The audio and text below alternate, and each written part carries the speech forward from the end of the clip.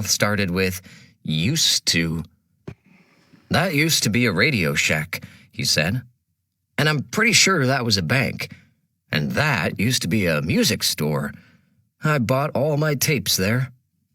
I considered asking him what a tape was, but I knew it would just be faster if I looked it up on my own later. Or just forgot about it entirely. He stopped on the corner.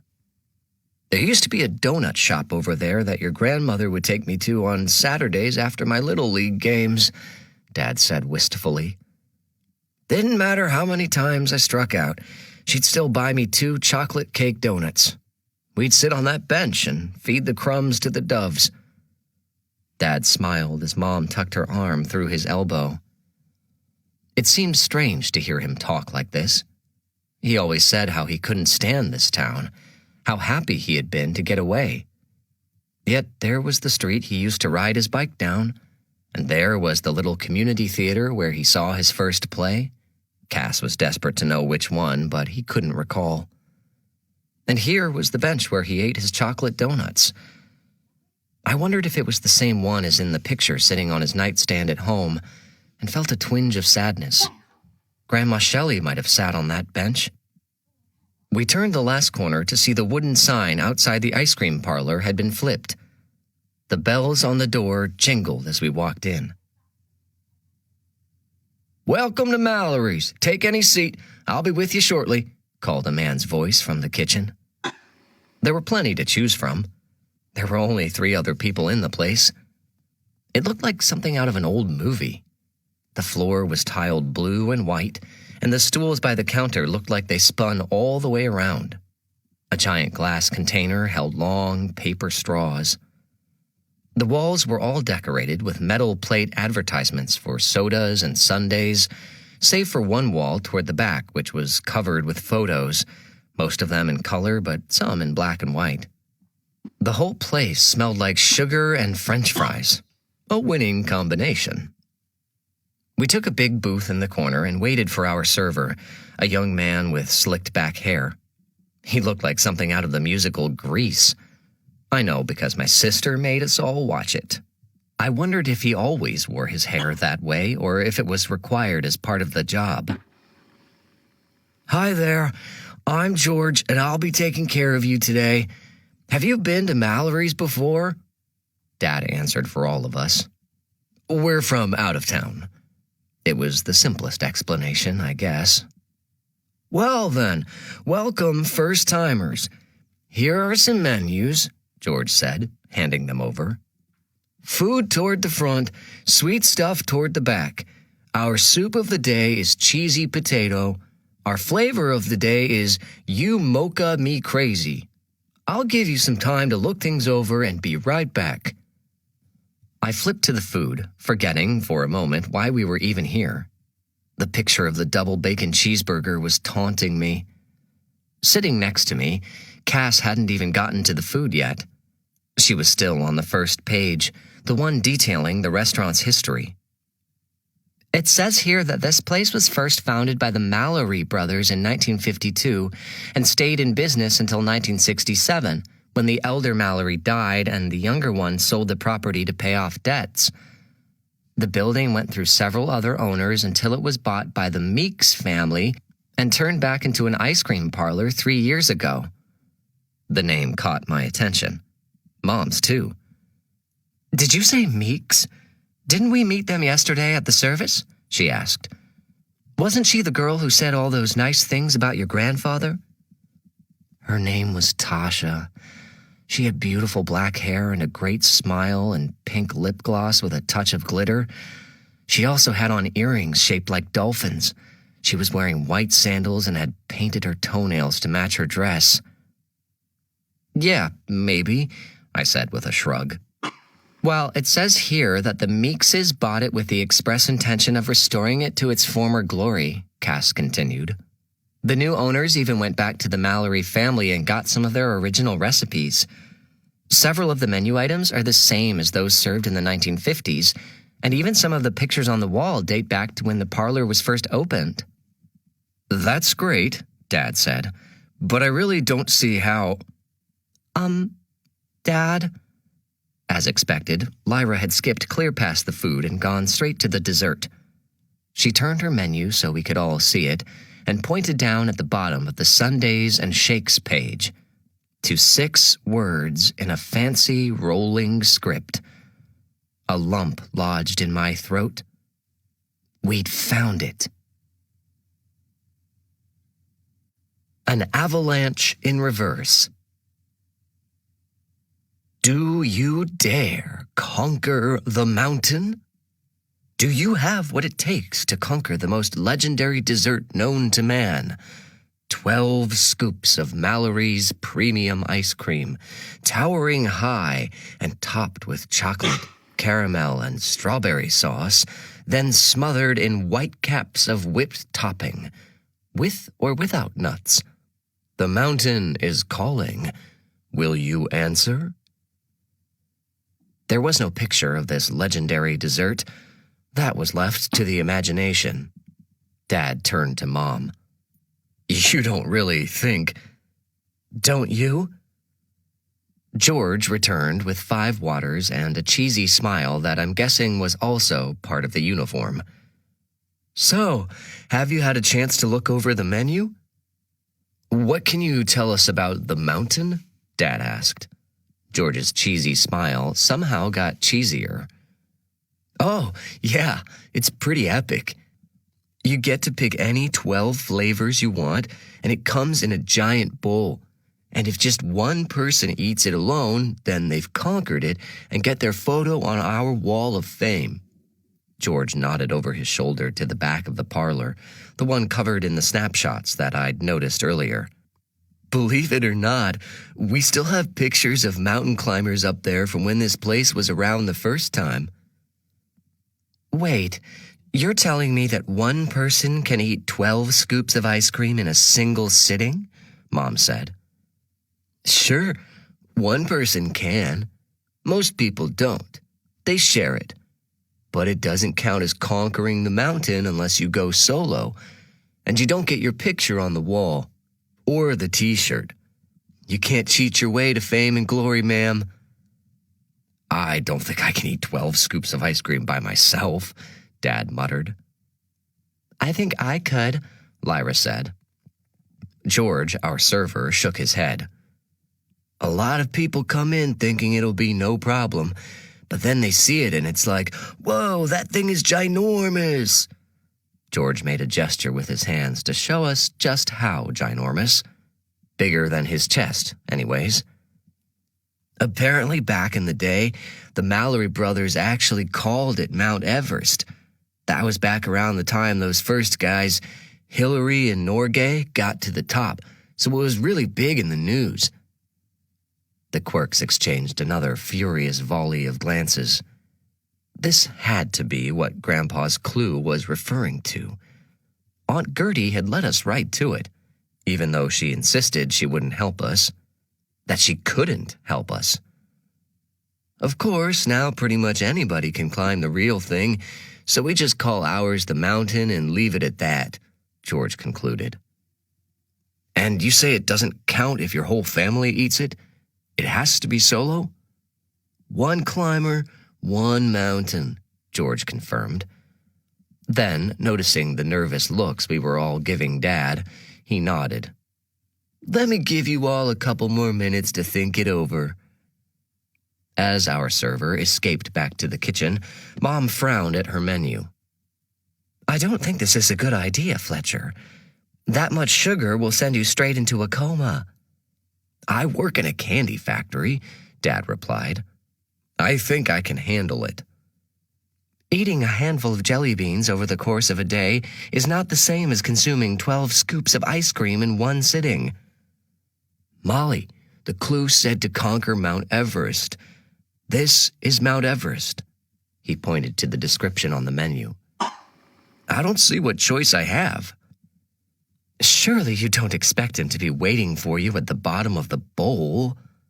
I shuddered at the thought of Grandpa's ashes being mixed in with the ice cream somehow, like Yanomami mashed bananas.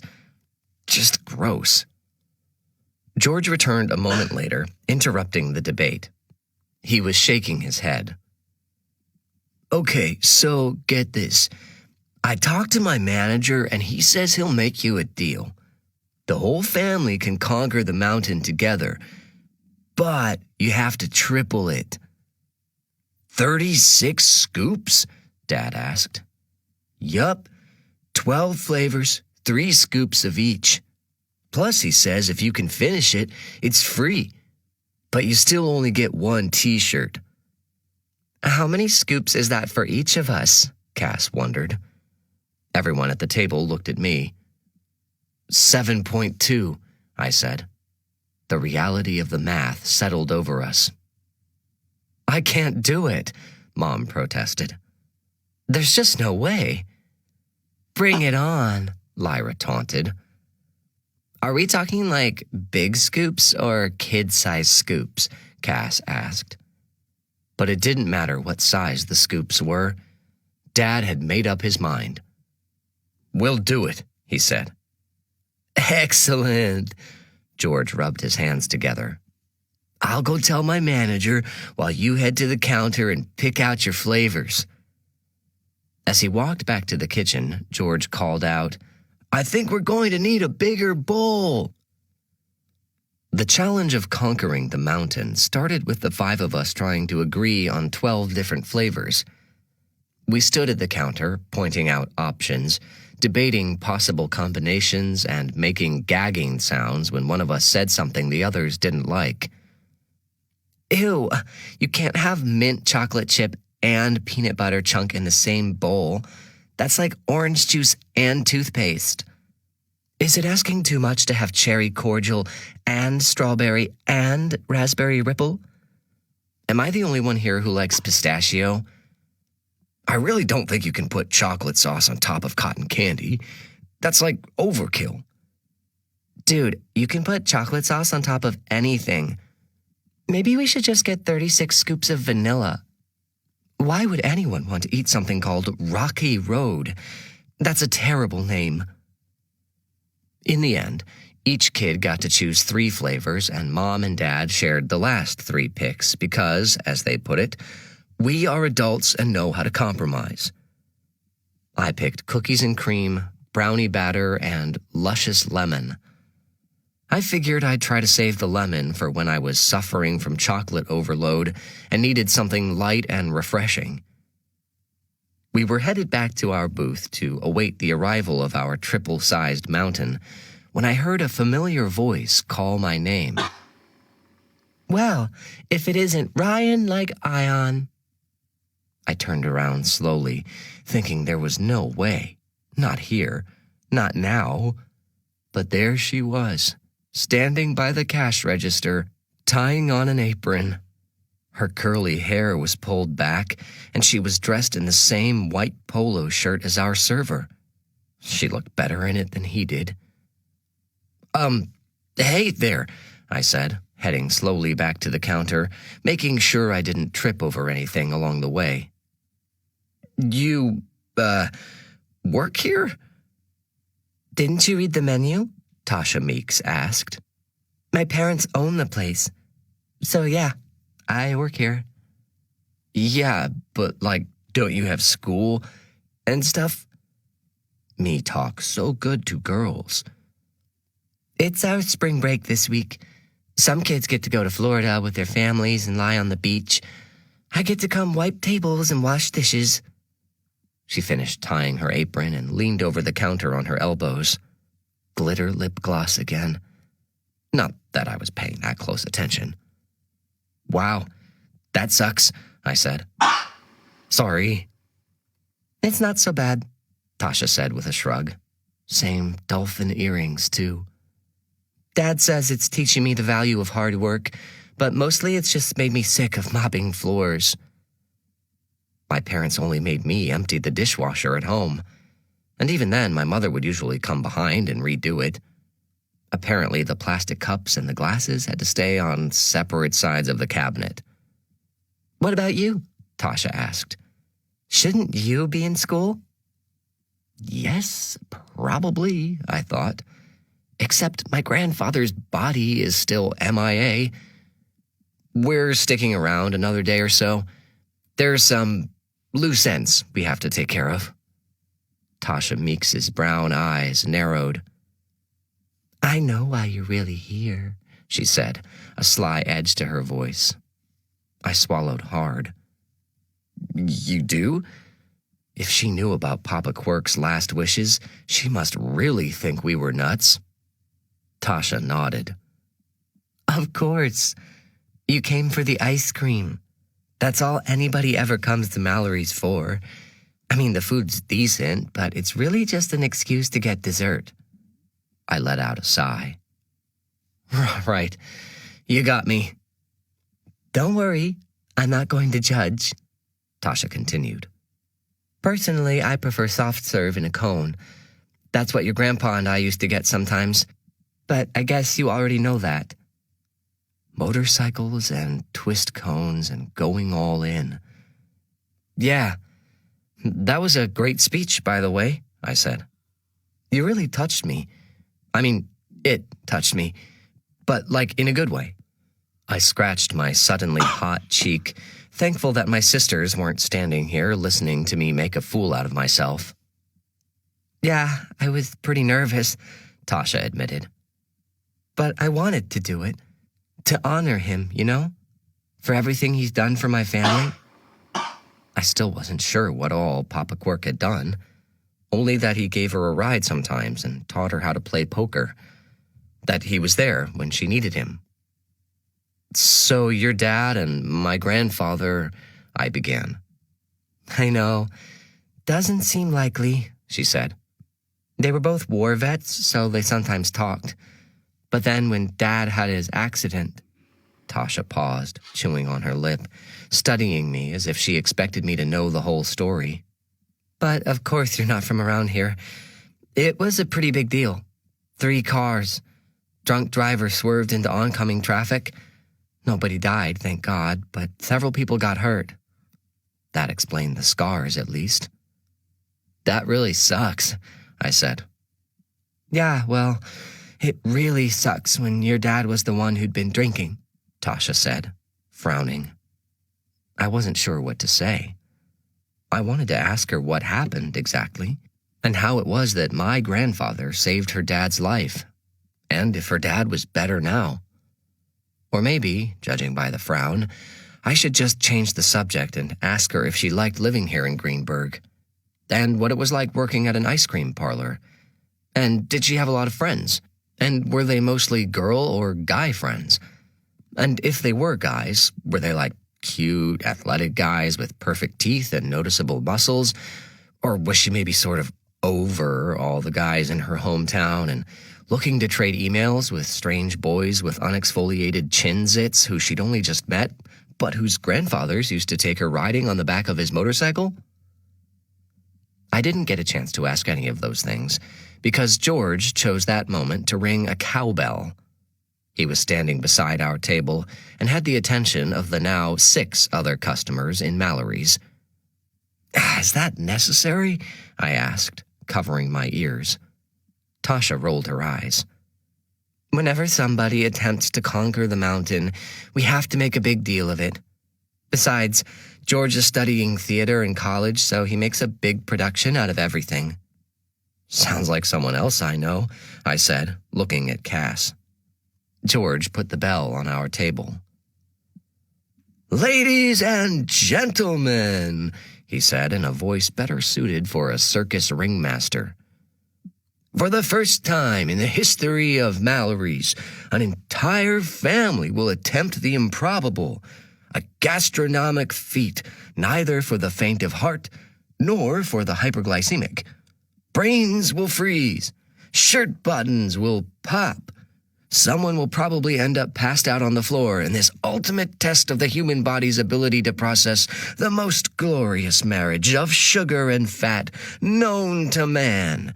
In this corner, hailing from... Where are you from again? Indiana, Mom said. Hailing from the far-off land of Indiana, we have... The server paused. The Quirk family, Tasha called out from beside me.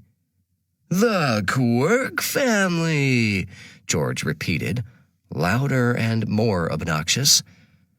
There was a smattering of applause from the other patrons. I could feel my ears burning, and I wasn't even sitting at the table with the rest of them. Unlike Cass, I didn't like being the center of attention. And their opponent, weighing in at 9,800 calories and sporting 36 scoops of pure, creamy awesomeness with enough whipped topping to fill an Olympic-sized swimming pool. It's been called the Behemoth, the Belly Bulger, and the Last Dessert. It's your pancreas's worst nightmare, the one, the only, Mountain! With that, a third member of the Mallory's crew, presumably the cook, emerged from the kitchen wheeling a cart upon which was placed what looked to be a giant metal salad bowl. The applause was bigger for the ice cream than it was for my family, but I could see why. 36 scoops piled high and dripping with sauces and giant crowns of whipped cream, each one a miniature version of the dessert's namesake. A dozen cherries were scattered over the top like mini red boulders, but thankfully no nuts. The server who had wheeled it out set it on the table as George handed out plastic bibs to every member of my family. "You should go get a bib," Tasha said. "It'd be embarrassing if you got chocolate sauce on you." Right, because it's not going to be embarrassing wearing a bib and trying to eat what amounts to a trash can full of ice cream. "Seriously, go. Your family needs you," she said, and she gave me a shove. The playful kind, where her shoulder pushed into mine. Not the kind Mike Vaughn used to give me on the playground that ended with me spitting mulch out of my mouth. "All right, but if you see me pass out, call the paramedics," I joked. She promised she would, but in a voice so serious that I wondered if it had ever happened before. I took my seat next to Lyra and reluctantly put on my bib. It said, "You missed your mouth," in upside-down lettering, so that you could look down and read it yourself. Hilarious. "I don't even know where to start," Dad muttered, spoon held at the ready. "You can't tell what flavors are what. There's so much topping," Lyra marveled. Admittedly, it was a masterpiece. The Mona Lisa of ice cream sundaes. One of the 7 wonders of the dessert world. There was absolutely no way we could finish it. Not unless we were allowed to sit here all day into tomorrow morning. As if reading my mind, George looked at his watch. "Oh, and did I tell you that you have exactly 30 minutes? Starting now." I took one last look at Tasha, who gave me a nod of encouragement. Then, armed with our long-handled spoons and guided by the spirit of our dear departed grandfather, who, for some unknown reason, wanted us all to gain 10 pounds in his honor, the Quirk family dug in. Whenever you set out to climb a mountain, there is risk. There is the chance that you won't make it to the top. There is even the chance that after you summit, you won't make it back down alive. Cass was the first to go. This came as no surprise to the rest of us.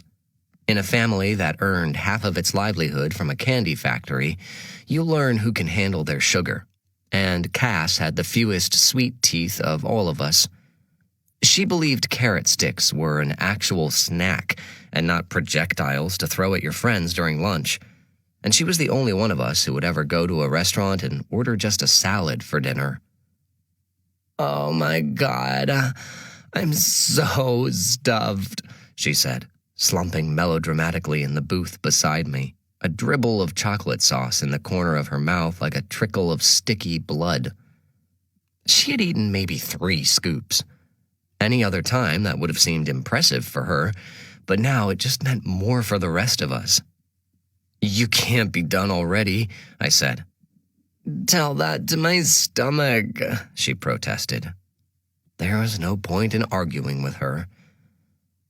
Mom dropped next, claiming she had eaten close to her 7 required scoops, though it couldn't have been much more than 4, judging by the dent on her side of the bowl. "I can't make it," she huffed, arms cradling her belly. "You guys, go on, without me."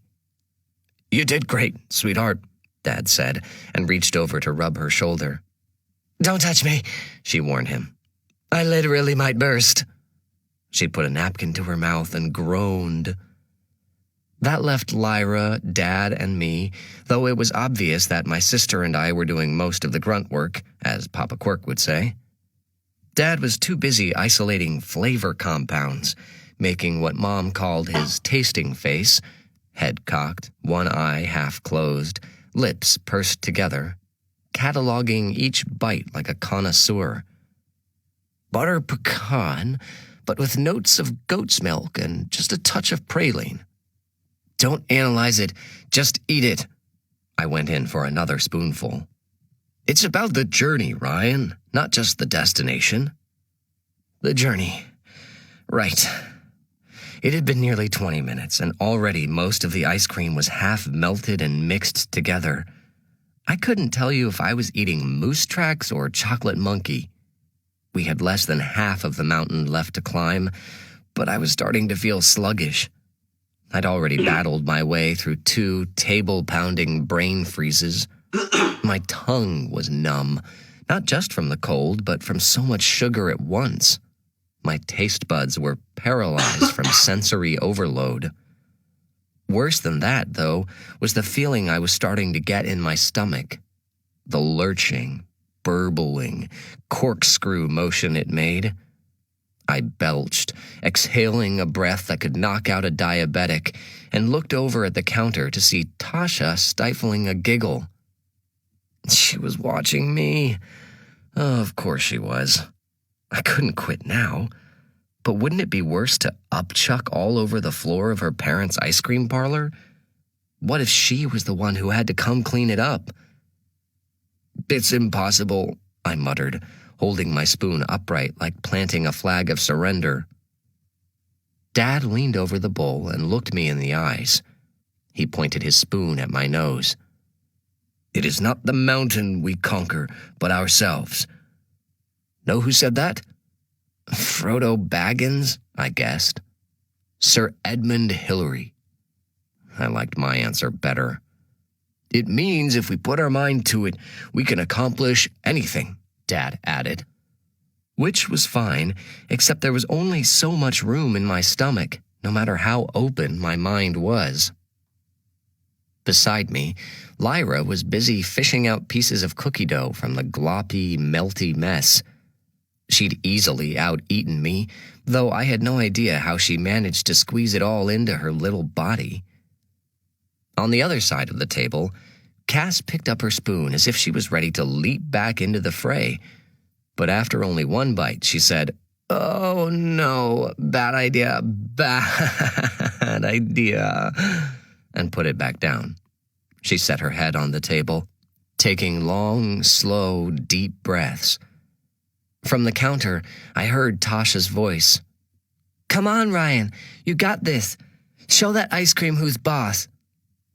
Great, now I had my own cheering section. I flashed her a weak smile. This was not going to end well. Lyra groaned. "I'm feeling a little nauseated. I think I should stop." She put her spoon down. I couldn't fault her. The girl had probably eaten her 7.2 scoops plus another 2, picking up our sister's slack. Lyra curled up in the booth, her head on Mom's lap. "Rest now," Mom cooed, stroking Lyra's long hair. "It will all be over soon." That left only the 2 Quirk men, and 5, maybe 6 scoops left, though scoop was pushing it. The mountain was little more than a sickeningly sweet, lumpy, pink and brown stew, chunks of dark chocolate floating to the surface. Even knowing what it was, I could barely stand to look at it. "Just don't think about it," Dad said. "Don't think about how sweet it is, or how rich. Just imagine you're eating something light and savory, like popcorn or rice cakes, or slurping down air. Sticky, syrupy, stomach-churning air. We had the attention of everyone in the place now, watching us, no doubt secretly placing bets on which of the two of us would bow out next. It seemed as if my arm and hand were working independently from the rest of me, a machine repeating the motion of dunking my spoon into the slop and transferring it to my mouth, where I reluctantly managed to choke it down like a kid swallowing cough syrup. Dad and I got into a rhythm of sorts, alternating our bites, him working from one end, me from the other, determined to meet in the middle. "I'm never eating ice cream again," I groaned. I thought about the old white truck with a smiling ice cream cone on top that came through the neighborhood during the summer. How Cass and I used to run him down, sometimes chasing him for blocks, barefoot, waving sweaty dollars in our hands. From now on, whenever I heard his tinny song, I would tremble in fear. I took another bite, swallowing a piece of cookie dough whole. I could not be expected to chew any longer, and noticed Dad pausing, looking at me. There couldn't have been more than 2 scoops of ice cream left. "You don't look so good," he said. I felt like strawberry syrup was flowing through my veins. Like any moment, chocolate sauce would come streaming out of my eyeballs. I knew if I took one more spoonful, my body would revolt. I doubled over, pressing my hands to my pulsing temples. "I'm sorry, Dad. I tried." "Don't be sorry, son," he said. "You did your best." He offered me a proud smile. The same smile he gave me every time I came off the soccer field, whether I played well or not. I closed my eyes and thought about Papa Quirk and the picture of him and Dad fishing. I wondered how many times he'd given my father that same look. Probably not near as often. I heard something hit the table and assumed it was my father's face falling straight into the bowl, conceding victory to the mountain. We'd done our best, but it was too much, even for the Quirks. I opened my eyes to see my mother, instead, suddenly sitting upright, reaching for her spoon with a fierce look in her eyes. She and my father faced each other. "Together," she said. Dad clanked his spoon with hers. "Together." And with renewed fury, my parents commenced to slurping.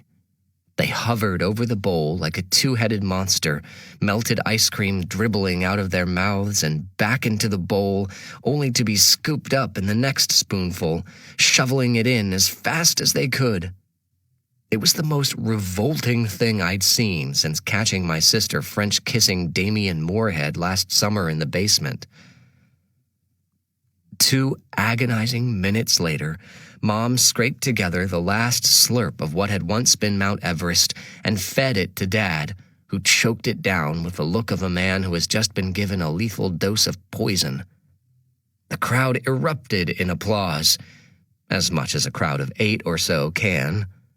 George let out a shrill whistle. Tasha shook her head, either impressed or grossed out, I couldn't tell. Dad held up the empty bowl with both hands in a victorious salute. The mountain had been conquered, fulfilling my grandfather's dying wish, or part of it at least. Fletcher Quirk smiled in triumph. Then he set the metal bowl back down and hurriedly squeezed out of the booth, bolting to the bathroom with his hands cupped over his mouth. You can have too much of a good thing. Don't let anyone tell you otherwise. After Dad's trip to the men's room, which he unnecessarily described to us as sort of like an avalanche but in reverse, George and Tasha emerged from the kitchen, him holding a blue t-shirt and her holding one of those old Polaroid cameras, the kind that spits out pictures of you fishing with your dad that he later buries in the backyard for you to find after he's dead. "Behold, the conquering Quirks," George proclaimed. May their bellies be forever full of their victory." "Too late," Dad said.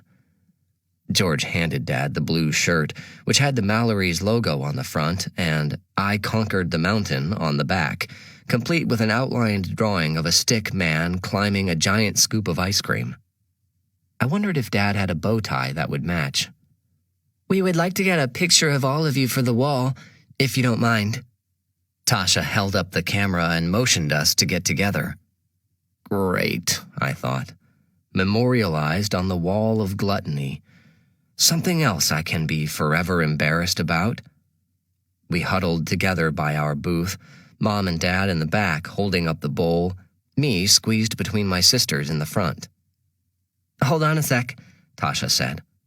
She came right up to me and with her thumb wiped something from my forehead. The touch sent a chill straight down to my toes. "You had some whipped cream in your eyebrow?" "Of course I did, because I am just that talented." My eyebrow twitched where she'd touched it.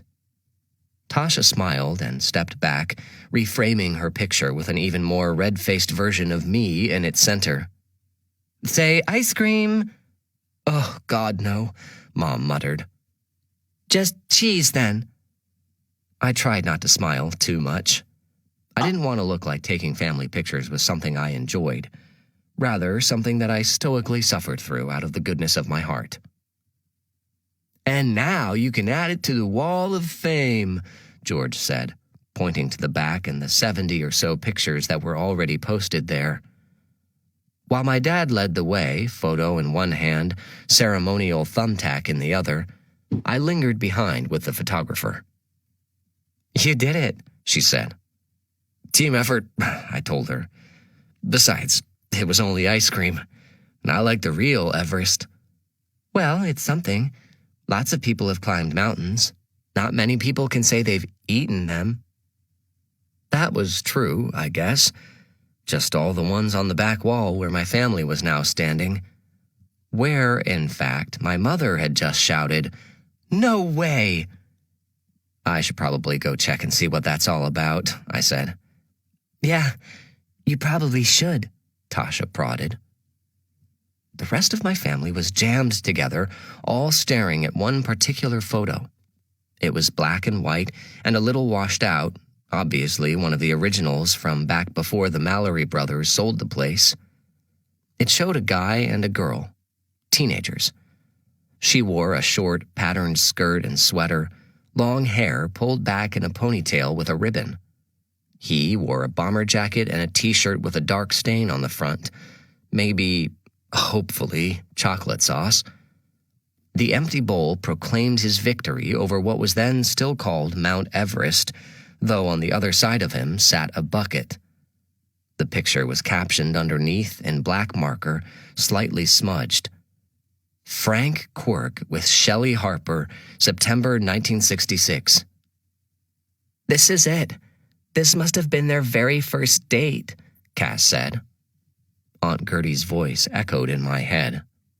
"That's a whole nother story." For their first date, Papa Quirk had brought Grandma Shelley to Mallory's and then tried to impress her by eating 12 scoops of ice cream in one sitting. How romantic. George stood next to us.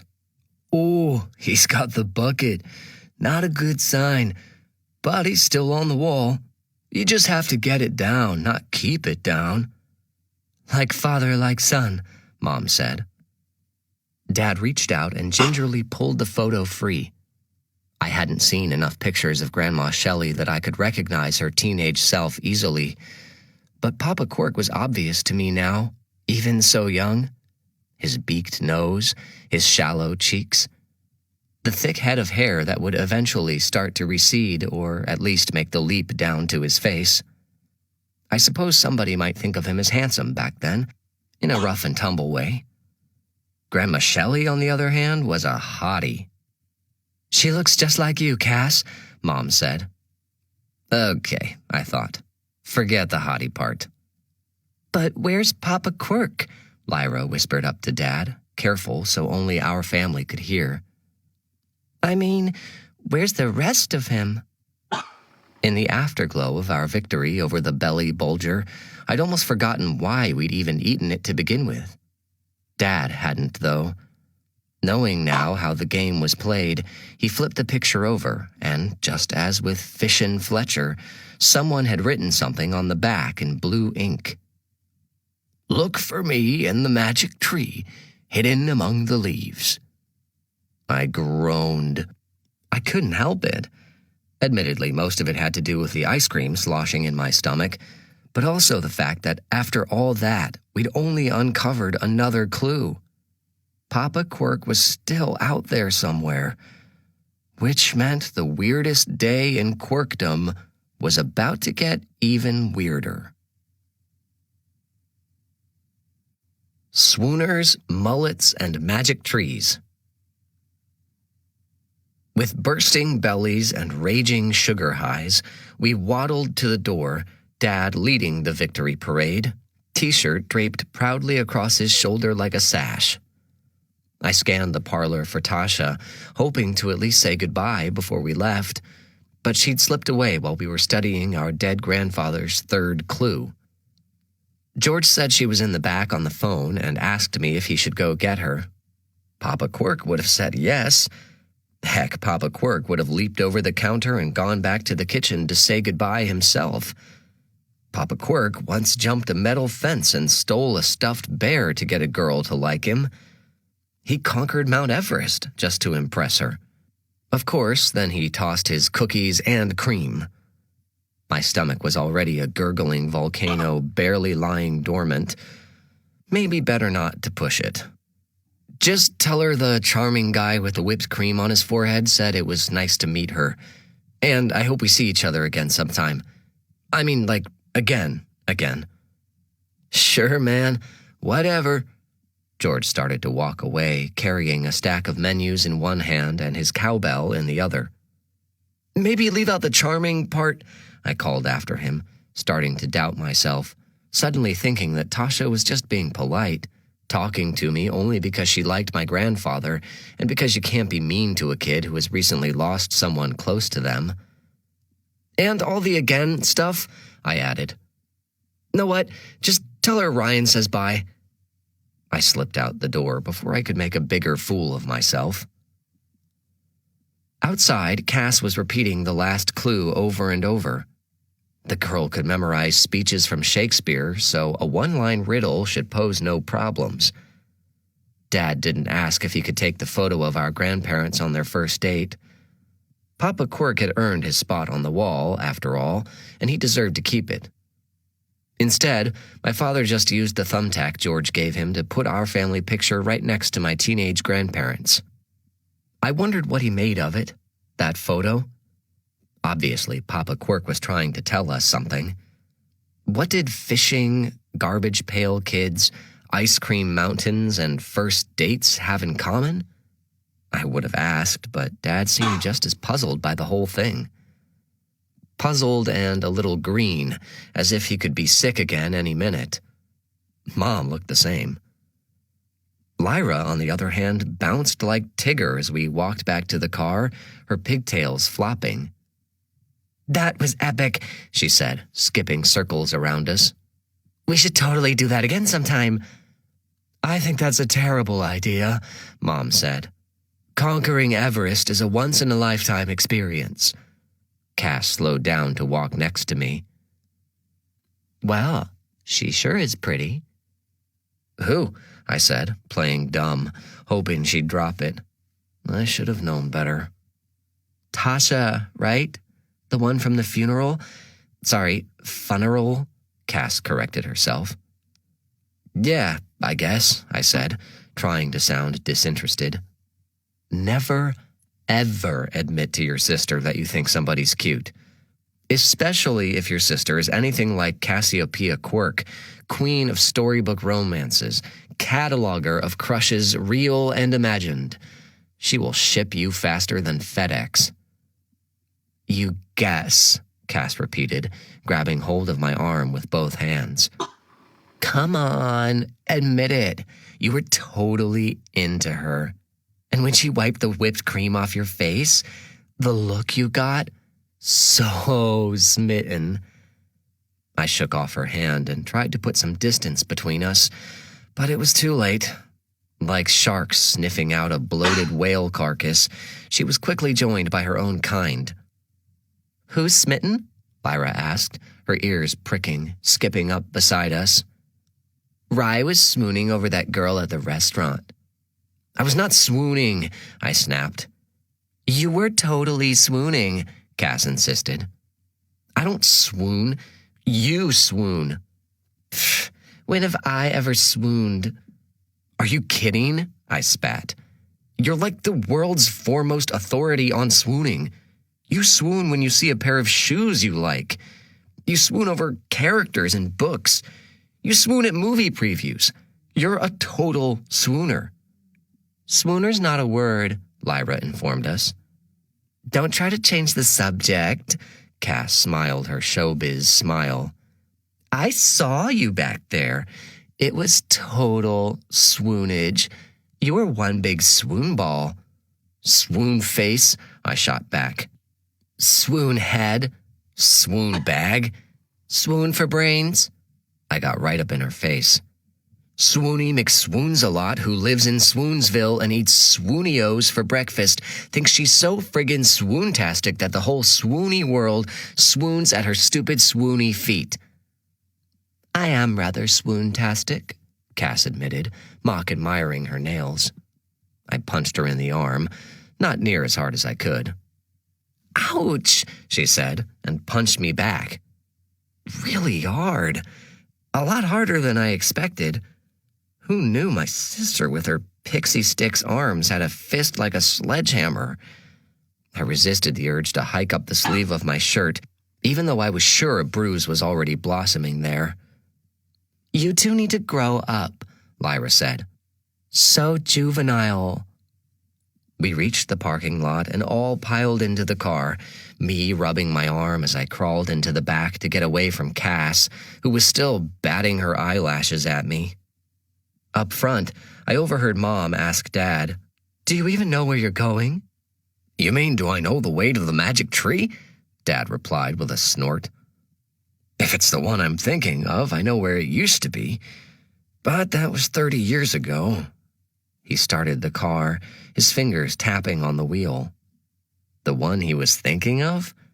How many magic trees could there be in Bum Tussle, Illinois? "You know, there's this one group of people who live near Manila who bury their dead in hollowed-out tree trunks," Lyra informed us. "You even get to pick out your own tree before you die." "That's nice, sweetie," Mom said. "Better than being eaten by vultures," Dad remarked. "Or by your own family," I added. In the seat in front of me, Cass mumbled, "Oh, Tasha," pressed her hand to her forehead, and pretended to faint. If I'm being honest, I wasn't that surprised by there being a third clue at the top of the mountain, or the bottom, depending on how you looked at it. Disappointed, but not surprised. I seriously doubted we would find Papa Quirk at Mallory's. For starters, an ice cream parlor seemed an unlikely place to store a cremated body. Surely it constituted some kind of health code violation, though then we could have said that he had been ice cremated, which is the kind of joke my dad would make.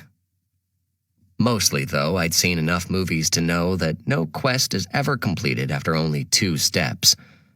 First, the tackle box. Then the photo from his first date with Grandma Shelley. There was an equation here, but we didn't have all the variables yet.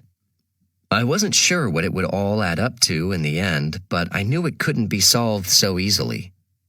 No surprise, then, that he wasn't hidden in the salt and pepper shakers at Mallory's, but I could imagine Papa Quirk waiting for us at a magic tree. I know there's no such thing, of course, except for the one in those books about the time-traveling siblings that I read when I was little. Jack and Annie getting chased by saber-toothed tigers and ninja assassins. Those books were so unrealistic. There was no way a brother and sister could spend that much time together and not kill each other. If I ever traveled back to ancient Egypt with Cass, I'd leave her there. Dad insisted there was a magic tree in Greenberg, though, at a place called Polk Park. Mom fed him directions from her phone while I stared out the window and tried not to think about Tasha Meeks. Honestly, I could still feel the little jolt from where she'd touched my eyebrow, though not as keenly as I felt the imprint of my sister's fist on my arm. It was probably better that I hadn't said goodbye. Sure, she liked my grandfather, but he'd been a part of her life. Besides, he rode a motorcycle and had war scars and tattoos and played poker. The rest of my family sniffed candles, kept snakes as pets, and gorged ourselves on ice cream. Not to mention, who manages to get whipped cream on their forehead? "You're messing with your eyebrow again," Lyra said, staring at me. I put my hands in my lap and ignored her smirking until Dad told us that we'd arrived. Polk Park wasn't very busy, though once I got a good look at it, I was surprised there was anyone there at all. "I haven't been here in ages," Dad said. It looked like the park had been around for ages. An ancient playground stood off to the right with an old metal slide and 4 weathered swings, one of which hung down to the grass by only one hook, and another had been twisted so much that its chain made an impossible knot. There was a balance beam, rusted, and a sandbox filled with weeds. The 3 smaller kids I spotted on the playground avoided all of these, choosing to share the rickety-looking roundabout that squealed when it spun. Their parents stared at their phones on nearby benches. The place didn't look too magical to me. The park had a huge field, at least, which seemed to be the only thing about it that wasn't in disrepair. The grassy area was studded with big oak trees providing pockets of shade, though nothing about them struck me as being particularly magical either. None stood out as being the tallest or grandest, or shimmering with some kind of glittery, ethereal glow. There were no Jack and Annie-style treehouses to be seen. But Dad seemed to know what he was doing. He walked purposefully toward the field, Mom and Lyra following on his heels. I stopped to read the bronze plaque that stood at the entrance, thinking maybe it would help if I knew a little bit more about the place. The plaque said that the park had been made in honor of James Knox Polk, the 11th President of the United States. There was an engraved picture of Mr. Polk looking unhappy, though all presidents looked unhappy to me. Probably came with the job. "Is that a mullet?" Cass said, coming up behind me.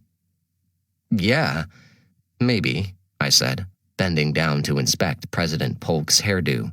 I didn't know presidents wore mullets, though maybe being president entitled you to have dumb-looking hair, too. "I've never even heard of this guy." "Me neither," I said. He wasn't on a coin or a bill or Mount Rushmore. None of the schools I ever went to were named after him. But he was on a bronze plaque commemorating a patch of weedy grass in the middle of Greenberg, Illinois. Lucky him. Cass ran her finger along the engraved outline of Polk's face.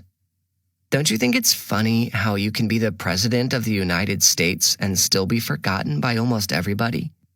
I mean, more people probably know who Justin Bieber is than this guy." My sister had had a crush on Justin Bieber when she was 10. T-shirts, posters, everything. It was sad. Even Prince Teldar was a step up, in my opinion. Cass was right, though. This guy had been president, probably had his name on plenty of laws and libraries and stuff, and I knew nothing about him. It made you think about all the people in the world who won't be remembered at all after they're gone, who leave nothing lasting behind. Probably that's most of us. I'm not sure if I'd ever had a more depressing thought in my life. Cass poked me in the shoulder. "Hey, sorry about the whole swooner thing," she said, squinting in the sun. "That was uncalled for." I stood there and blinked at her, not sure I'd heard her right. Cass had apologized to me before, but always with a parent looking over her shoulder, making sure it was done with a suitable amount of forced authenticity. In those cases, I was usually expected to make the same fake apology back. Except Cass could fake being remorseful much better than I could. Hold up, did you just apologize? Like, for real? I can take it back, she said. I raised my hands. Nope, too late. Apology accepted. We both went back to admiring President Polk's mullet. I'm sorry I punched you so hard, I mumbled. It wasn't really that hard, Cass said with a shrug. Neither was yours, I lied. From halfway across the field, Lyra yelled at us to hurry up. Dad had apparently found his magic tree. We arrived to find the rest of our family standing around a large oak, lording over its own little patch of wildflowers. It was one of the tallest of the bunch, with a thick, gnarly trunk and stocky branches that twisted and crisscrossed, creating a lattice that seemed perfect for climbing. The end of a mild winter had coaxed the tree's leaves out a little early, but you could still trace a path up the limbs with your eyes. There were carvings in the trunk near the base. M.T. hearted J.S. Sean B. was a jerk. Mike was here. But there were no initials we recognized. No Frank loves Shelley.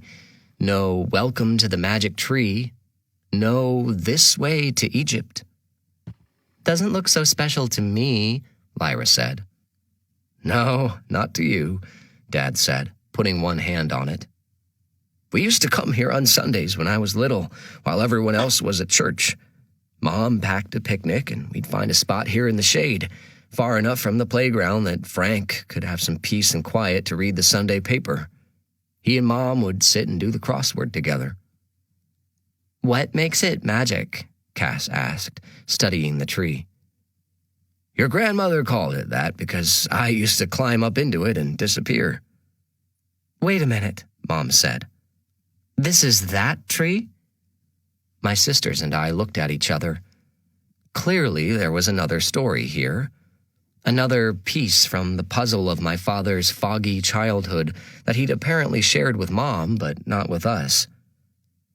When your father was a little boy, he broke his arm falling out of this tree, she explained. I wasn't that little, Dad countered. I was 8, and it wasn't my fault. A branch snapped. I broke both the bones in my forearm, right here. He pointed to a spot halfway between his right wrist and elbow. You climbed that? I pointed to him and then to the big oak. I'd never pictured my father as a tree climber. It just seemed a little too daring for a chemist who only drove the speed limit and kept a stack of Scientific Americans on the back of the toilet. Dad nodded.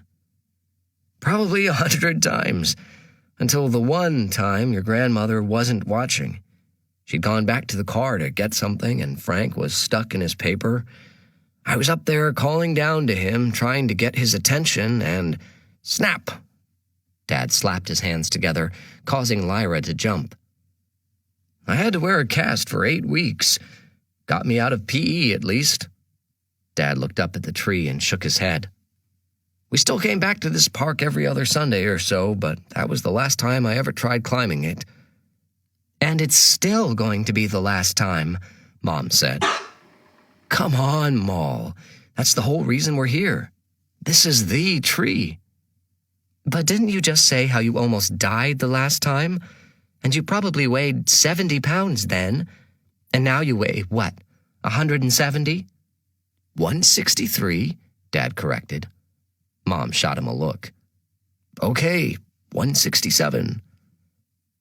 While Mom and Dad debated, I circled around to the other side and found the lowest branch which I could just jump up and grab.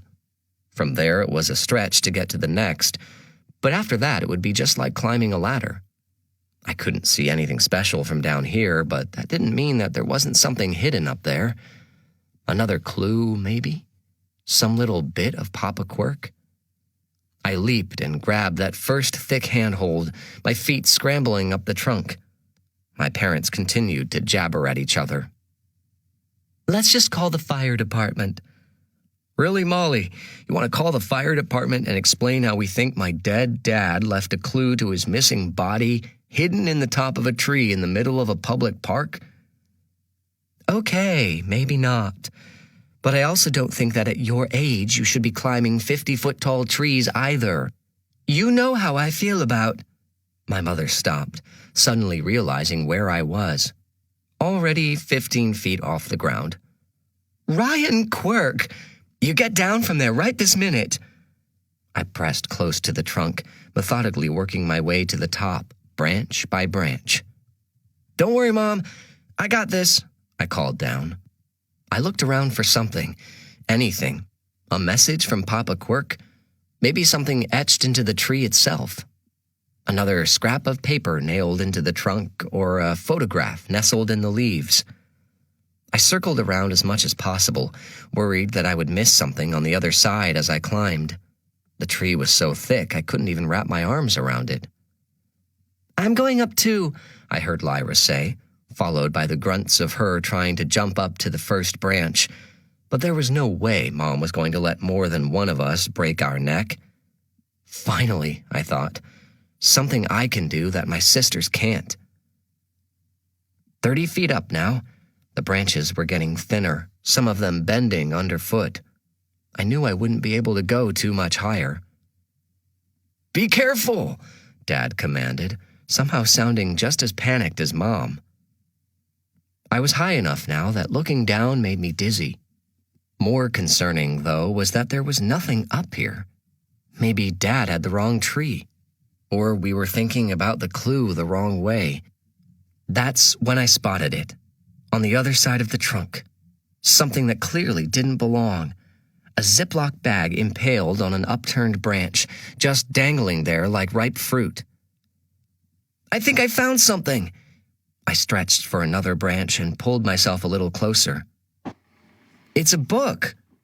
I could see the cover through the plastic now. Bridge to Terabithia. There was no immediate response from below. I glanced down to see the tops of everyone's heads, so far away. Finally, Dad's voice floated up to me. Can you reach it safely?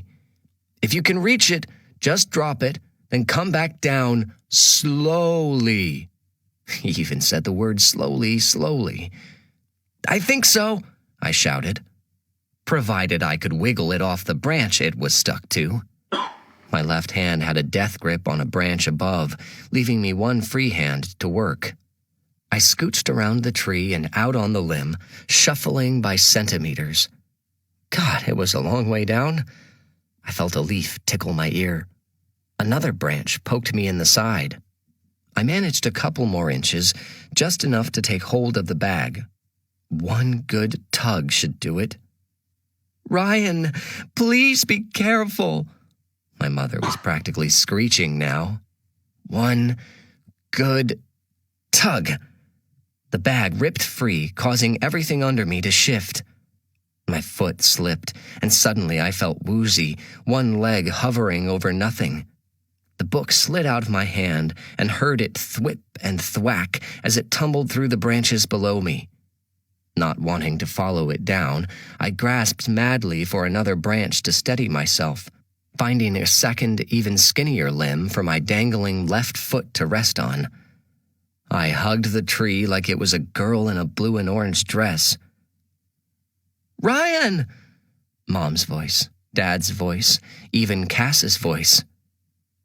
It's all right. I'm okay, I called down. I'm coming down now. I looked around for the easiest possible path when I noticed something else. Something I'd missed on the climb up, nestled between two branches. It looked like a giant Christmas ornament, or like a cocoon made out of paper mache, with a hole in it, and something crawling out of that hole. I heard a buzz in my left ear, followed by something landing on the back of my neck. I let go of the branch to swat it away. Not my smartest move. I am not allergic to bees.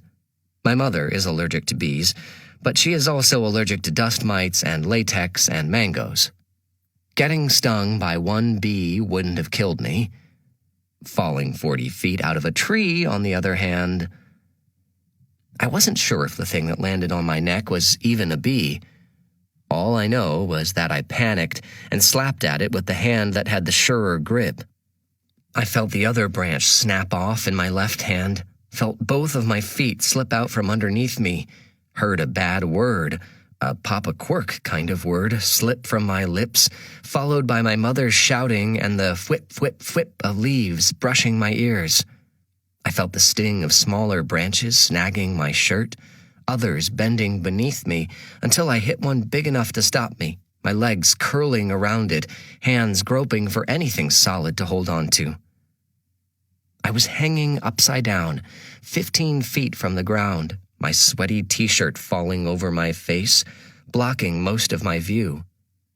I reached up, cursing my gym teacher for not making me do more sit-ups, trying to get one hand on the branch that had caught me, when I heard Dad's voice. "It's all right, Ryan. Just drop. I've got you." I looked straight down, past my shirt, to see Dad standing right underneath me with his arms stretched out. I shook my head. 15 feet was still a long way, and my father wasn't exactly a master of the universe. If it came down to it, I'm pretty sure Mom could take him in an arm wrestling contest. There had to be a better way. "That's okay. I've got this," I said. I so didn't have it. "I'm right here," he said, his voice suddenly calm. He was right, but I had an image of my father lying in the grass, screaming and cradling his broken arm, Papa Quirk running up to him 10 seconds too late. Saying you'll do something and actually doing it are two different things. I could feel my legs slipping. I couldn't hang on. I looked back at Dad. "I'll catch you," he said again. "I promise." He promised. I dropped. We both hit the ground with a whoomph. Dad on the bottom, sprawled across the grass, me an awkward bundle of splayed limbs in his arms. The air whooshed out of my lungs. I felt Dad's arms entwined with my legs, under my neck, my face pressed to his armpit, my elbow digging into his stomach. He had caught me. Mostly. Dad started making strange sounds, a high-pitched whistling, heaving, wheezing. It took a second to realize he was laughing and struggling with it because he could hardly breathe with me on top of him. Mom was suddenly in my face, pulling me to my feet. "Are you hurt? Can you see? Are you dizzy? How many fingers am I holding up? Oh my God, you're bleeding!" I reached up to my cheek. There was a little scratch there from where a branch must have grazed me. "I'm all right, Mom," I said. "It's him you should worry about." I pointed at Dad, who still lay there in the grass, looking up at the magic tree with laughing tears in his eyes. The tree that could make you disappear could also make you reappear, suddenly, in your father's arms. Ta-da! Cass looked at me and shook her head. Such a swooner. 10 minutes later, we were on the playground. Cass and Lyra took over the 2 working swings, while Mom broke out the emergency medical kit. The bag of holding came equipped with bandages, gauze, tape, antiseptic cleansing wipes, cotton swabs, a pair of gloves, latex-free, and a disposable poncho. Not to mention the bottle of Bactine that she was spraying the cuts on my arm with, even though they were barely bleeding. "I'm okay," I tried to assure her. "You're okay when I say you're okay. You have sticks in your hair." She picked one out and showed it to me. "Maybe we should go to the emergency room then," I said. "We can have them surgically removed." "Stop being such a smarty pants. You almost gave me a heart attack." The moment she said it, we both glanced at Dad to see if he'd heard, but he was distracted. "Bad choice of words." Mom found the smallest bandage she could for the cut on my cheek, and I let her stick it on, vowing to tear it off the moment her back was turned. Dad was sitting 2 benches away, the torn plastic bag at his feet, the treasure it contained in his hands. I managed to escape from Mom while she was stuffing her traveling hospital back into her bag and took the space next to him. "All patched up?" he asked. I nodded. "Good as new. So, what's this book that I risked my life for?" Dad held it up for me to see. "Bridge to Terabithia? It's kind of a classic," he said, squinting at the cover. "This was the book your grandmother and I were reading together when, Dad trailed off. Were reading, not read. They'd had to stop in the middle. He didn't need to explain. "Afterward, I just couldn't bring myself to pick it back up," Dad continued. "I tossed it on my shelf and ignored it. I assumed Frank just threw it out with the rest of my stuff. Like the Garbage Pail Kids cards currently still scattered across Aunt Gertie's kitchen floor. Dad assumed Papa Quirk had trashed it all, or sold it at a yard sale, or taken it to Goodwill. But that wasn't turning out to be the case. It seemed Papa Quirk had held on to more than we thought. The question was, why? "Don't see what I'm supposed to do with it now, though," Dad mumbled. "There are no photos tucked inside, nothing written on the flaps, no dedication or anything." I reached up to my hair and picked out a leaf that my mother had somehow missed, pressing it between 2 fingers, feeling how smooth it was, like the cover of Dad's book. "Look for me in the magic tree, hidden among the leaves." Leaves? I snatched the book from Dad's hands, ignoring his shocked look as I started flipping through the pages, leafing through the pages. It took only a second to find what I was looking for. On the 4th page. "Look," I said, pointing. The letter K in the word kid was circled in pencil. There was another one on page 6, the O in grasshoppers. Flipping through, I noticed more letters with circles around them. "Quick, ask Mom if she has a piece of paper and a pen." It was a dumb question. Odds are she had a whole pack of Bics and 3 spiral-bound notebooks in that purse of hers. Dad skipped the asking part and just started digging through the bag of holding. My sisters, noticing the sudden commotion by our bench, left their spots on the swings and came up behind me. "What did you find?" Cass asked. "Letters," I said, taking the pad of paper and pencil Dad handed me. "Wow, letters. In a book, no less. You are a genius," Cass smarted off.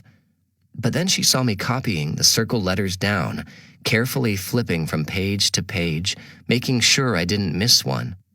There were 4 in Chapter 1, 3 in Chapter 2, 2 in Chapter 3. My family huddled around me as I sat on the bench, methodically working my way through Dad's old book, shouting when they spotted one before I could. Cass started to get excited. "This is just like the time Elsalor has to decipher the password to get into Lord Blackheart's fortress." "Yeah," I said, "just like that." The last chapter had 4 more circled letters, N, I, A, and M. I stared at what I had written in the notebook. "Kolur femni het tot bom foeth lebot noil wow denayam." What's that supposed to mean? I looked at Dad, who shrugged. Lyra leaned over me, her chin practically resting on my head. "Wait, there were only a certain number of letters per chapter, right? So don't try to read them all at once. Break them up the way you found them." "Yeah, maybe," I said. It was worth a shot. I went back through each chapter, putting a slash in between the letters that marked the end of one chapter and the start of the next.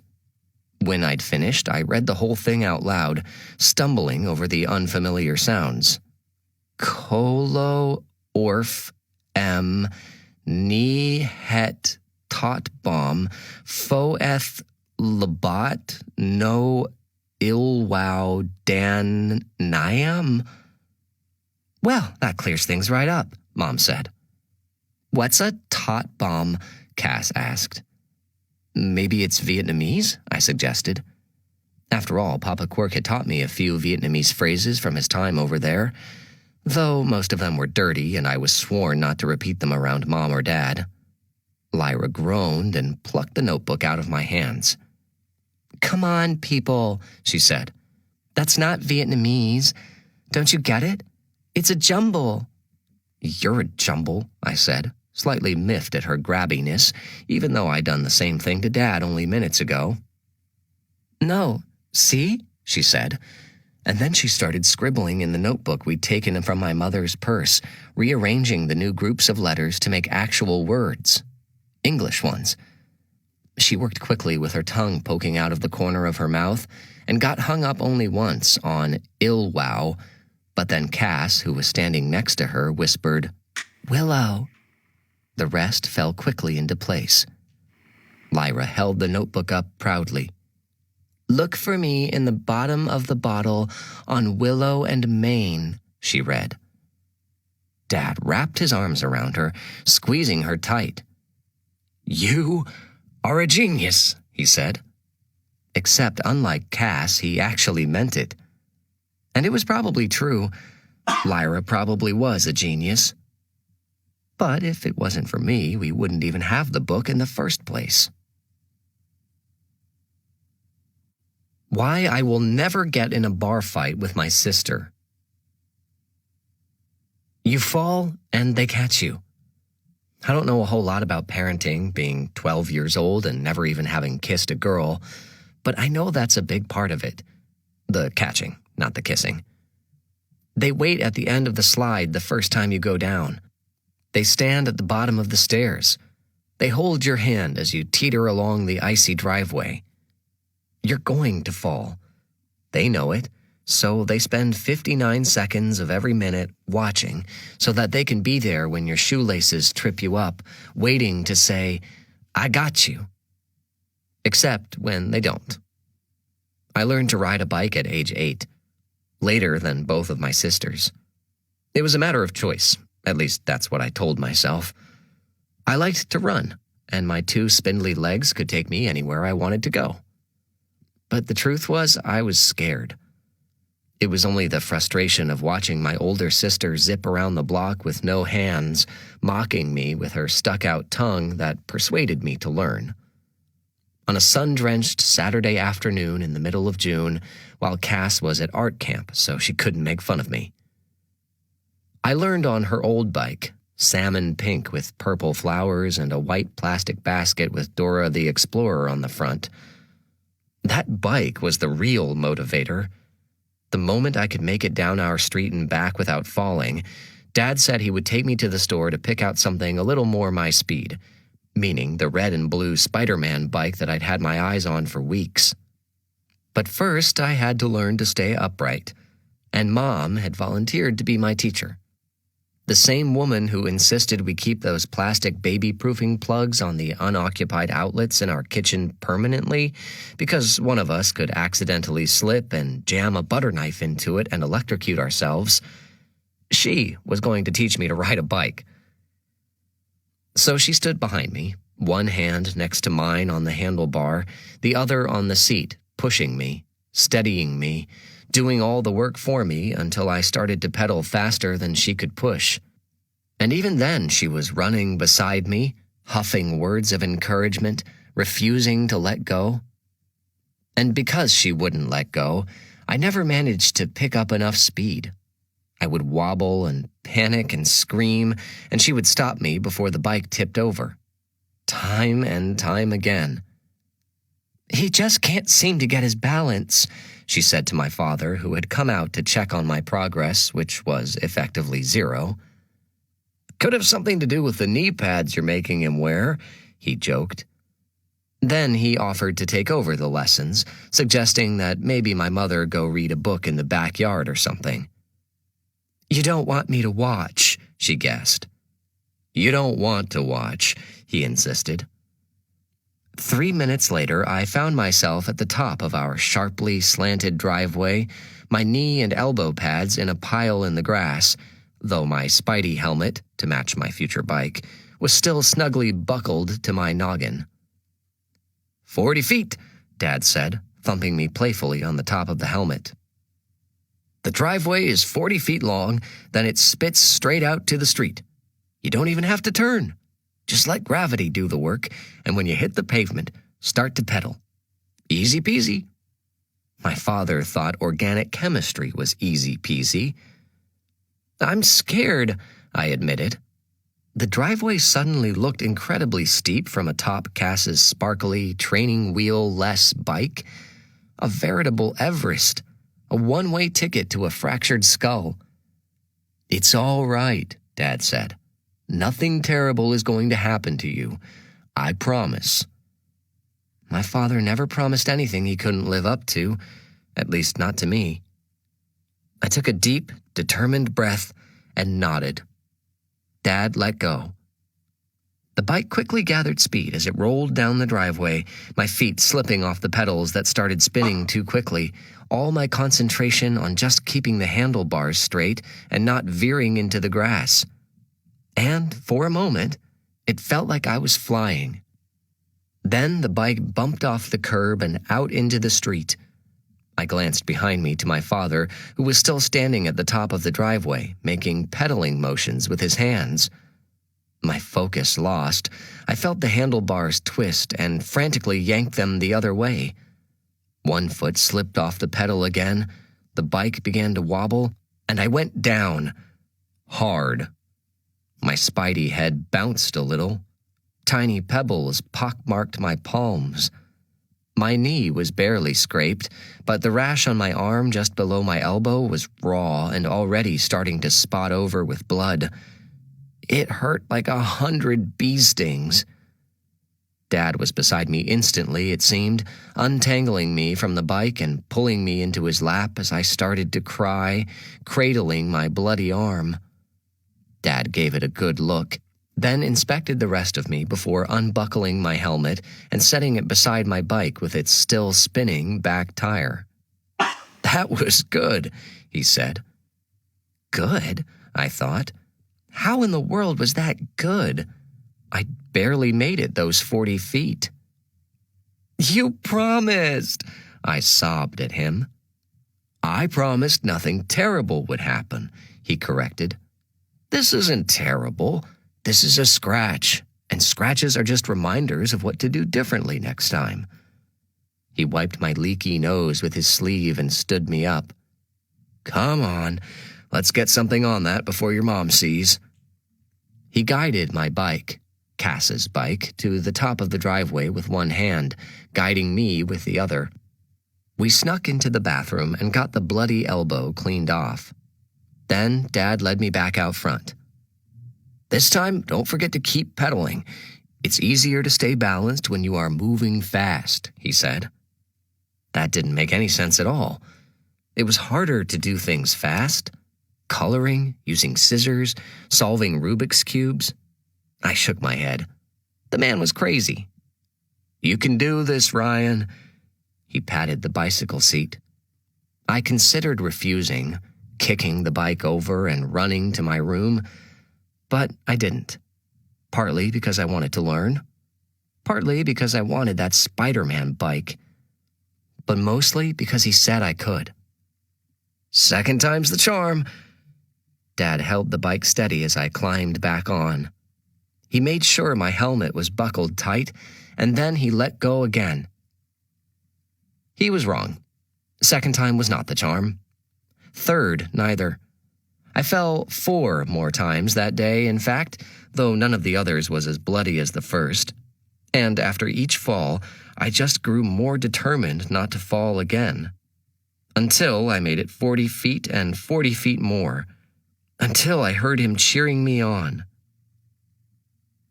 When Mom saw the dirty bandage 2 hours later, she still insisted on dousing my entire arm in hydrogen peroxide, which made me grimace, because I really couldn't stand the smell of the stuff. It stank all the way to Walmart, so I just stuck my head out the window, smiling the whole trip.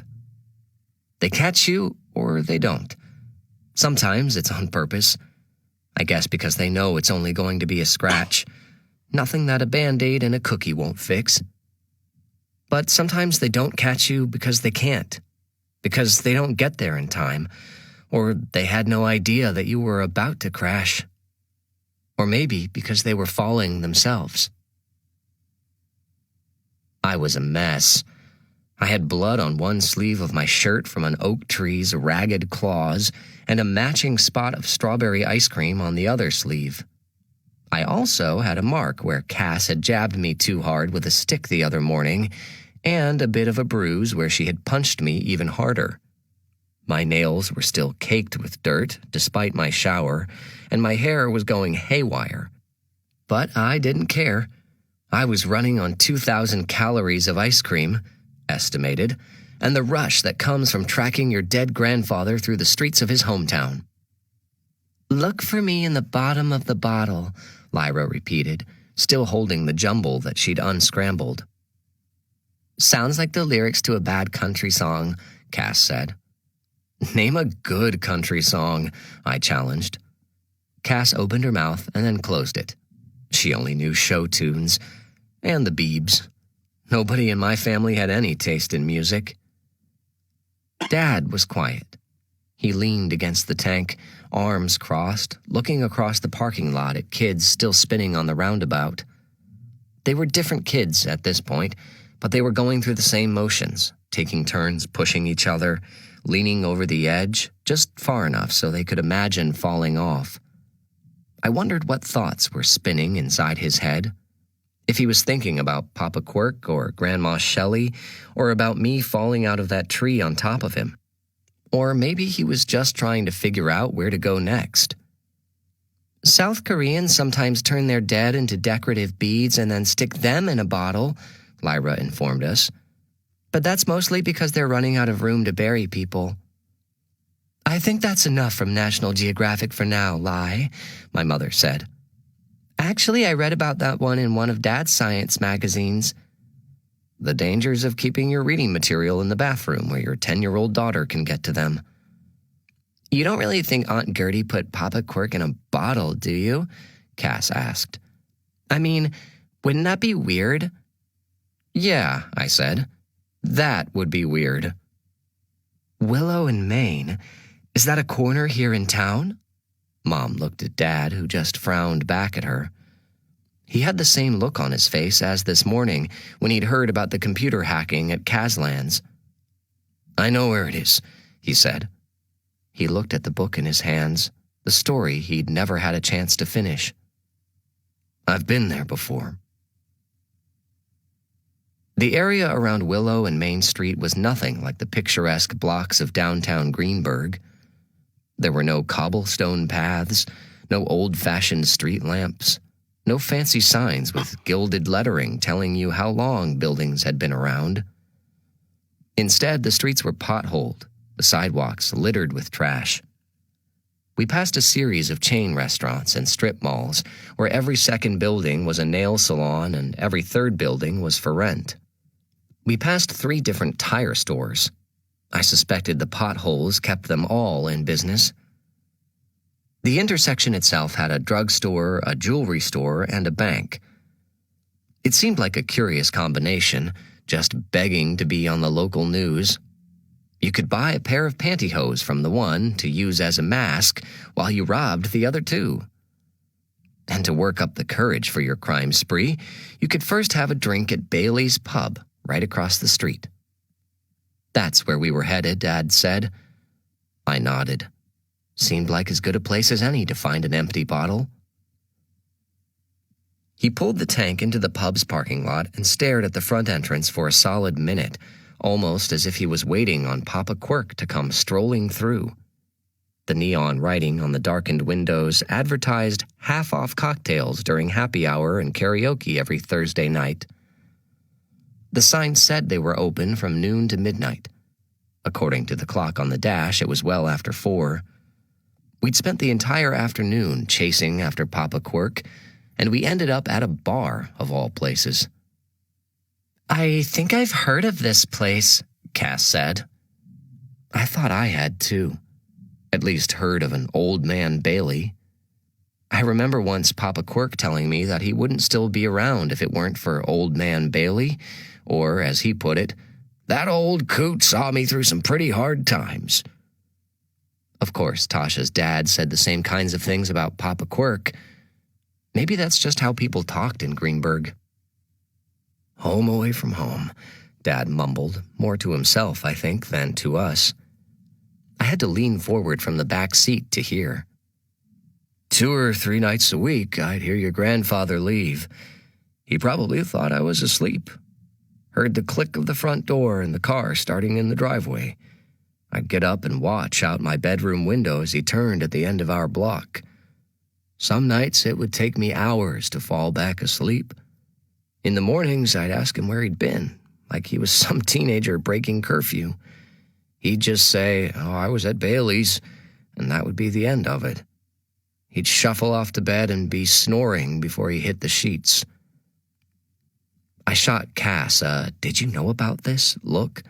She shrugged a "news to me" shrug. I knew that Dad had spent a lot of time alone after Grandma died, but I guess I never stopped to think about what that meant, outside of him knowing so many theme songs from hours of watching cartoons. Now I knew. He was alone in the house because Papa Quirk had been here instead. I tried to imagine what it would be like having your one parent, your only parent, leave you by yourself in the middle of the night to come to a place like this. No one to stay up and wait with you till that parent returned. Nobody to teach you how to play poker with goldfish crackers.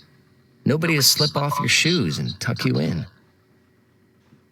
The tank's engine continued to purr. Dad's hands still rested on the wheel. For a moment, I thought he was going to throw it in reverse and drive us back to Aunt Gertie's, but then he turned the key and unbuckled his seatbelt. "All right, let's go." "I'm not sure the kids are allowed," Mom said. "It's the middle of the afternoon," Dad countered. "And there's no sign on the door saying otherwise. Besides, it's not like we're going in there to drink." Our parents never opened a bottle of wine with dinner. When New Year's Eve rolled around and we had people over to watch the ball drop, my parents would take an obligatory sip of champagne and leave the rest in the glass, while my sisters and I drank sparkling grape juice out of plastic cups. I'd never seen Papa Quirk drink anything but coffee and ginger ale either, though. Of course, he and Aunt Gertie always left before New Year's. I'd been in restaurants with bars before, but I'd never been any place that called itself a pub. I expected old, dark wood, gouged and stained, cigarette burns in the seat fabric, peanut shells and the smell of stale sweat, a dartboard missing half its darts, and maybe a pool table with a long, jagged scratch down the middle where a fight had broken out, and a chip in the wood where someone had forcibly lost a tooth. Instead, we basically walked into an Applebee's. The fluorescent lighting was bright and warm, showing off clean tables and floors. An odd assortment of decorations hung from the walls, everything from old board game boxes to airplane propellers to rowboat oars. There were 3 times as many booths as bar stools, and the whole place smelled like steak sauce rather than B.O. Instead of flashing neon advertisements for Budweiser, there was a giant chalkboard that said, "New IPAs." The same chalkboard said the soup of the day was tomato bisque. "What the heck is bisque?" I asked Lyra, but even she didn't know. As soon as we stepped in, the bartender, a young woman with short, spiky blue hair, waved to us. "Hi there, welcome to Bailey's," she said, obviously thinking nothing of a family of 5 showing up at her door at 4 in the afternoon. "Dining in or carrying out?" The thought of eating anything made my stomach clench. 8 scoops of ice cream were still taking a very rocky road through my plumbing. "Neither," Dad said, shuffling up to the bar so he wouldn't have to shout to be heard. There were a dozen or so people in the pub already, scattered at different tables, perhaps enjoying the half-off cocktails. Nobody was paying any attention to us. "This may sound strange, but I'm actually here looking for my father, Frank Quirk." "Quirk?" the bartender repeated. All right, hang on a second. She banged an empty mug on the bar. Excuse me, is there a quirk in the house? A handful of strange faces looked over at us. A few shook their heads. Ah, Dad said quickly, reaching for the bartender's wrist, maybe to stop her from banging again. Sorry, I guess I wasn't clear. He's not, like, here, and if he is here, I'm pretty sure he's not going to answer you. Dad half laughed to himself. You see, he's dead. The bartender yanked her hand away. Okay, seriously creepy. Dad put his hands up defensively. No, not like that. I don't mean like his ghost is haunting the place or anything. I mean his actual dead body could be here somewhere. Good job, Dad, I whispered. That's much better. The bartender with the blue hair took several more steps back. Right, she said, stretching the word as long as it would go. Let me just go get my manager. She raised a finger before disappearing around the corner of the bar and down a hallway. I figured she was calling the police, or she'd gone to get a baseball bat or a gun. I'm not sure what it was about this town that made me think everybody owned a firearm. Maybe I'd inherited some of my mother's paranoia. Dad didn't seem fazed, though. He looked around at the tacky decorations and the digital kiosks on each of the tables. It's not quite how I remembered it, he said. But before he could elaborate, the bartender with the blue hair returned, along with an older man dressed in a button-down shirt and jeans. He looked plenty big enough to throw us out without having to resort to using a baseball bat. The top two buttons of his shirt were undone, showing off a broad chest with lots of hair, just like Papa Quirk. A pointed goatee framed his smile. He looked oddly familiar. Fletcher Quirk, he boomed. Hi, Isaac Alvaro. We met yesterday at the memorial service. Dad shook his head as he shook the man's hand. I'm sorry, I'm afraid I don't remember. Dad struggled. There was a lot going on. You're telling me that marching band was something else, wasn't it? Your Aunt Gertrude really knows how to make an impression. She does at that, Mom agreed. Mr. Alvaro gestured to the closest booth and asked us all to sit. Lyra and Cass somehow managed to squeeze me between them, while the manager of Bailey's Pub pulled up a chair at the edge. So, what can I do for you all today? The way he said it was peculiar, like all my teachers who already know the answer but don't know if you know it and are tired of just feeding it to you. I'm not sure if Dad picked up on it, though. He was too busy taking everything in.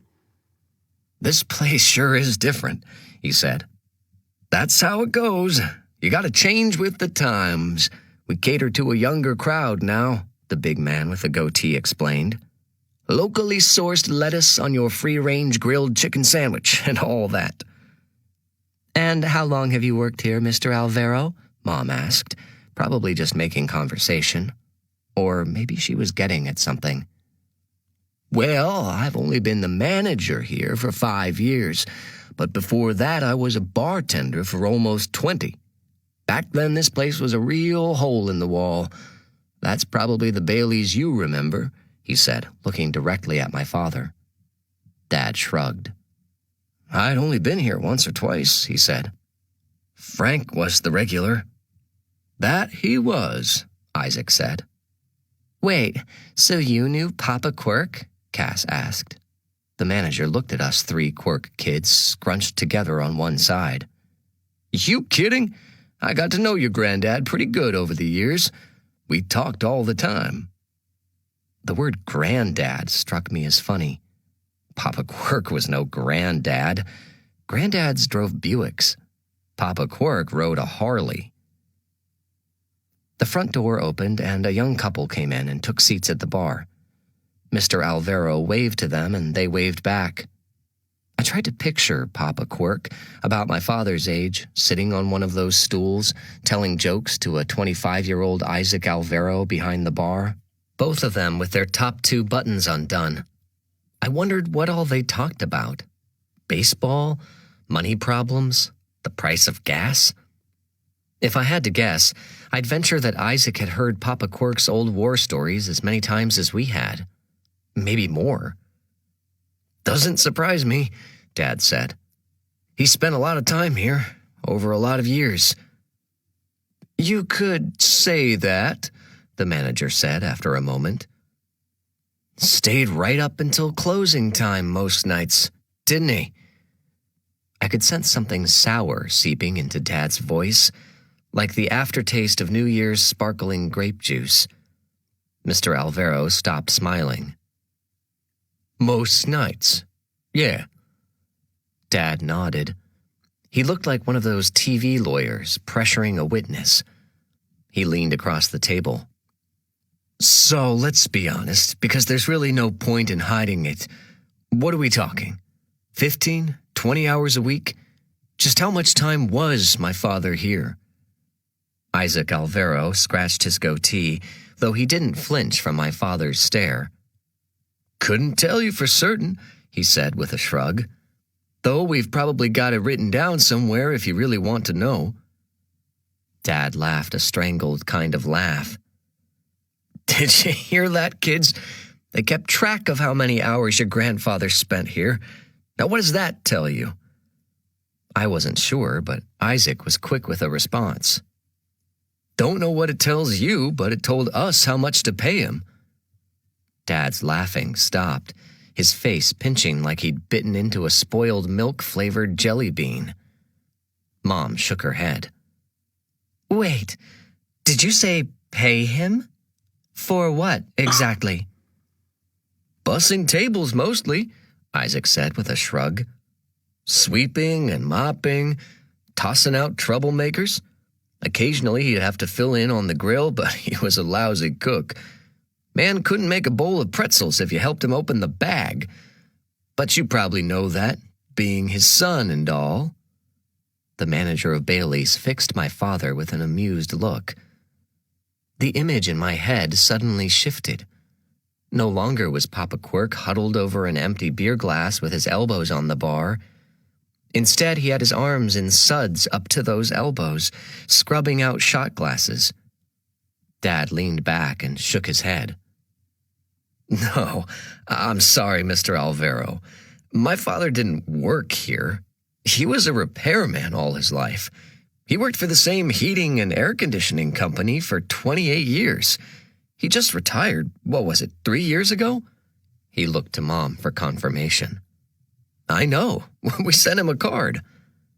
It was true. I remembered signing it. We were invited to the retirement party, of course, but we didn't go because Dad had to work overtime in the lab that weekend.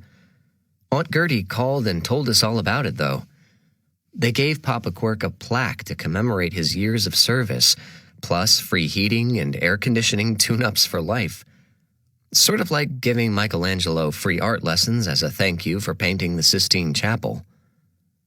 "Well, sure, that was his day job," Isaac explained. "But then he was also here a few nights a week. I should know. I was here right along with him. Old Frank, he was good at cleaning house. Come 3 o'clock in the a.m., he'd start to herd the regulars through the door, but always in such a way that you didn't feel like you were being thrown out. You know what I mean?" Dad shook his head. "No, you're wrong. I'm sorry, but you're wrong. Frank left me home alone after Mom died. He snuck out in the middle of the night and came home reeking, barely able to stand. I'm telling you, Mr. Quirk, your father was an employee," Mr. Alvaro insisted. "And I'm telling you, my father was a drunk." Dad's voice was suddenly loud enough that a few of the pub's patrons glanced our way. I sensed Cass tense up next to me, but she didn't make a sound. This was one of those sit quietly and soak it in kinds of conversations. Dad gritted his teeth as the other customers went back to their own conversations. Mom gave Mr. Alvaro a sympathetic glance, but the pub's manager seemed to shrug and nod at the same time. "I can't say you're wrong," he admitted. "In fact, there were some nights I ended up kicking him out. But there came a point in Frank's life when I think he saw the road he was walking, and he knew he had to change. And it was about that same time that old man Bailey offered him a job, a chance to straighten himself out, and a little more money to give his son what he wanted. "What I wanted?" Dad said, clearly trying to control his voice. "The only thing I ever wanted was to—" "Get the hell out of Greenburg," Mr. Alvaro said, snatching the words from the tip of Dad's tongue. "That's how Frank used to put it.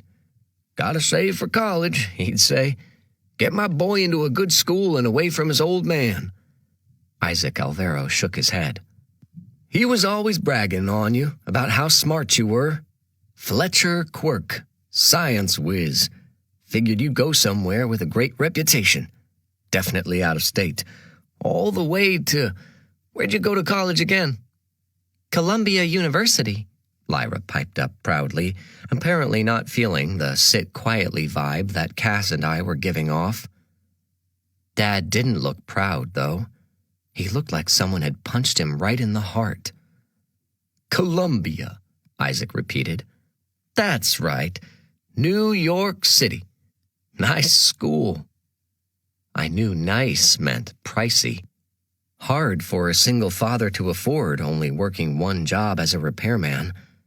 Dad continued to shake his head. "Kids are expensive," Isaac continued, looking over at my mother. "You know that, Mrs. Quirk. I got 2 girls of my own. Between the clothes and the car insurance and the, can I have a few bucks for this and can you give me $20 for that? And don't even get me started on college. My oldest wants to go to Oxford. Oxford! In England! Look at me. I manage this place. You think I got the money for Oxford?" Isaac Alvaro laughed again. He had a husky kind of laugh. The door opened, letting in the sounds of the street outside, and Dad started doing that thing with his fingers, the itsy-bitsy spider motions he'd made the night we found out about Papa Quirk. "I knew he saved money," he said, looking down at his hands. "Between what he'd saved and the scholarships.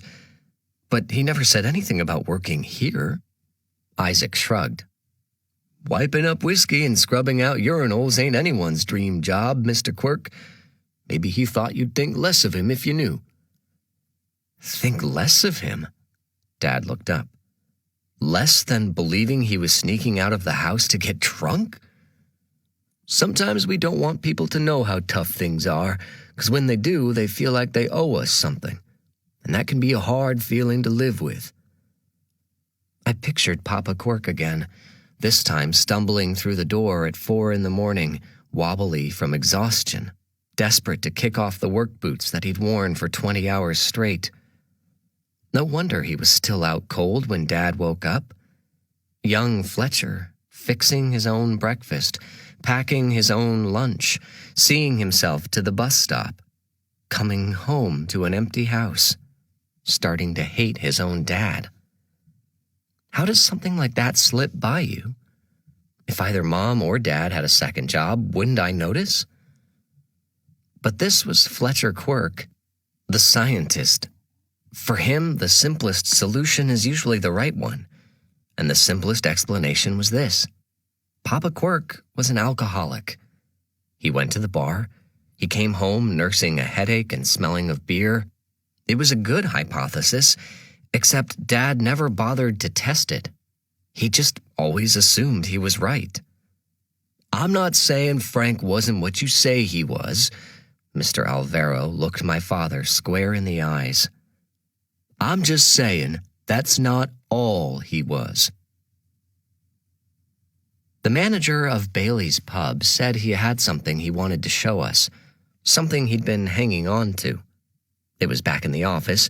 He just had to run and get it. Dad was obviously shaken. I tried to think of something I could say to him, but all I could come up with was some sarcastic comment about me not wanting to go to Oxford. "I think I need some water," he said, and stood up to go talk to the blue-haired girl who probably still thought he was crazy. Mom got up to follow him. "Sit tight," she said, leaving me smushed between my sisters. too tight already. "Papa Quirk was an alcoholic?" Cass whispered when she was sure our parents were out of earshot. "How come Dad never told us?" I tried to imagine how that particular dinner conversation would have gone. "Made a new jelly bean at work today. Tasted terrible. Had to drink 3 cups of water to get the taste out of my mouth. Hey, speaking of drinking and terrible things, did you know your grandpa is an alcoholic?" Of course, it wouldn't have been any worse than a singing clown showing up at our door to tell us Papa Quirk was gone. "Maybe Dad didn't want us to think less of him either," I said. I'm not sure anything anybody could say about Papa Quirk would surprise me, but I did feel a tug of disappointment. Mostly, it hurt to see the look on Dad's face. I thought about all the Christmases spent together, the two of them almost always in separate rooms, both of them acting as if they were still hundreds of miles apart. "Dipsomaniac," Lyra said. "What?" "That's what they used to call people who drank too much. It was on my word-a-day calendar." The calendar had been my Christmas present to her last year. The same thing I'd gotten her for the last 3 years, which I guess meant I partly had myself to blame for how she turned out. "Great. So our grandfather was a maniac," I said. "A dipsomaniac," Lyra corrected. "It must have been hard on him," Cass said, though I wasn't sure whether she meant Dad or Papa Quirk. While Mom and Dad continued to talk by the bar, 2 more guys came through the door and were told by the bartender to find a seat wherever. They moved to the corner on the opposite side of the room. Cass stared after them. "Huh," she said. "What?" "Nothing," Cass said. "Just, I'm pretty sure I saw those same 2 guys at the park this afternoon." I gave them a second glance, then a third. The taller of the 2 had a Mongo mustache, big enough to completely cover his lips, top and bottom. The shorter one had bright orange hair like Chuckles and clusters of freckles scattered over his face. "You mean Freckles and Broomstache?" I asked. "Broomstache," Lyra giggled. "That's a good one." I couldn't be sure, but I thought I'd seen them before too. Maybe at the memorial service. Or maybe I'd also just caught a glimpse of them at the park. Honestly, there was too much going on to keep track of the parade of strangers who populated the town of Greenberg. "Don't stare. They're looking at us," Cass warned, talking behind her hand and banging her knee against mine. Sure enough, Freckles looked at me and smiled. Then he turned his attention to his phone, just as Mom and Dad squeezed back into our booth. Isaac Alvaro followed behind them, holding an empty bottle with a white label. Jim Beam Bourbon. He set it on the table with a pronounced thunk. "This was Frank's favorite," Isaac said, admiring the bottle. "Same drink, every night. He drank it neat. No ice, 2 fingers of glass." Isaac demonstrated Papa Quirk's preferred serving with one hand, keeping the other wrapped around the bottom of the bottle as if he were afraid to let go of it. "He drank this particular bottle of bourbon in one sitting. You know what night that was?" Dad nodded. I had a guess, but I wasn't sure. Not until Mr. Alvaro started talking again. The manager turned his head and nodded toward the bar. "He sat right there and emptied the whole bottle without saying a word. I even let him pour himself, even though his hands trembled so much by the end he could hardly lift the bottle." That Elvis song snuck into my head, the one from the service the day before. "Well, my hands are shaking and my knees are weak." And after he emptied this one, he asked for another. The bar was practically empty by that point. I was about to give it to him when Old Man Bailey comes over. He was still running the place then. "Bailey took your dad's empty glass away, told him to go home, said he'd had enough." Of course, Frank started cussing and carrying on about how he was a paying customer and could do whatever he pleased, and didn't we know what had happened to him, what he was going through. And Old Man Bailey looked him square in the eyes and asked, what would Shelley say if she walked through the door and saw him like this? Because she could, you know. She was watching him, waiting on him to come home. And that shut Frank right up. He still sat there for another hour, though, not drinking, just sitting, as if he couldn't bear to walk out that door. Can't seem to stand on my own 2 feet. That was the night, Isaac Alvaro continued. There were others after it, plenty of them, but that was the worst. After we called your father a cab, old Bailey told me to keep this empty bottle on the shelf as a reminder for your dad and me both that there's nothing at the bottom worth getting at. From the bar, the blue-haired girl told Isaac he had a phone call. That's probably him now, Isaac said. Old Bailey retired a while back, but he has to call every afternoon to make sure I haven't burned the place down. The manager looked at the bottle still in his hand. I'll just leave this here for you. He stood up and carefully put his chair back at the table where it belonged before heading to the bar, leaving us with the bourbon that Papa Quirk had drained in one sitting 30 years ago. Look, Lyra said, pointing. It had been hard to tell at first because of the way Isaac had been holding it, but now you could clearly see a scrap of paper resting in the bottom, much like the one that had been waiting for us in Papa Quirk's coffin. Dad took the bottle in both hands and tilted it upside down. The paper dropped toward the neck, but stopped, trapped. It must have been rolled up in order to slide it through the neck, but it had unfurled since. Dad tried reaching in with his pinky, but couldn't get a hold. He shook it, swung it, and banged the bottom of it repeatedly with his palm before setting it back on the table with a grunt. It's stuck, he said. Maybe we can still read it? Mom suggested. Let me try. I started spinning the bottle around slowly, trying to get the right angle to capture the light from overhead so I could. But the way it was still half rolled up, it was impossible. I felt the bottle pulled from my hand. I tried to snatch it back, but Cass held it up over her head. She had 6 inches on me and longer arms. Come on, people, she said with a huff. Book 2 of the Vendar Chronicles? The scene where Elsalor is surrounded in Dargol's tavern by a dozen Anthracian bounty hunters and has no way to defend herself? I swear you all need to read more. My big sister slid out of the booth and positioned herself where Isaac had been sitting only moments before, planting her feet and turning the bottle upside down, gripping it by the neck with both hands. She licked her lips. I've always wanted to do this, she said. Cassiopeia Elizabeth Quirk, what on earth do you think you're... But Mom didn't get to finish her sentence. I cringed and pushed back against Lyra, flattening her against the side of the booth as the bottle came down, violently striking the edge of the wood table, a percussive crash, followed by the melody of shattering glass. Sharp shards skittered across the table, catching the light.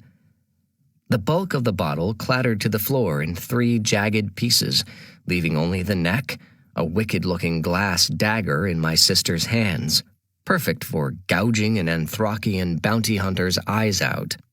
Cass looked at it with a gleeful smile. Cool, Lyra said. Everybody in the pub was staring at us now. A family of 4, the couple at the bar, Freckles and Broomstash. I guess none of them had ever read Book 2 of the Vendar Chronicles either. Mom flashed Cass the look of ultimate parental disapproval, complete with eyebrows of extreme archedness, and my sister gently set the deadly glass weapon she'd made on the table. Sorry, she said. She turned and waved to the people who had been quietly enjoying their half-priced margaritas and mozzarella sticks. Sorry to bother you. She sort of melted back into the booth, hands in her lap, but not before gingerly picking up a sliver of glass that she nearly sat on. There was usually applause whenever Cass finished a performance. This time she was just met with silence, until my mother started in again. Seriously, Cass, what were you thinking? You could have blinded us. You could have sliced your hand open. You could have lost a finger. 2 fingers. Isn't that right, Fletcher? Fletcher? But Dad wasn't listening. He was on the floor by the table, on his hands and knees, in the midst of the mess that had once been his father's bourbon bottle, carefully pulling the slip of paper free from the heap of jagged glass.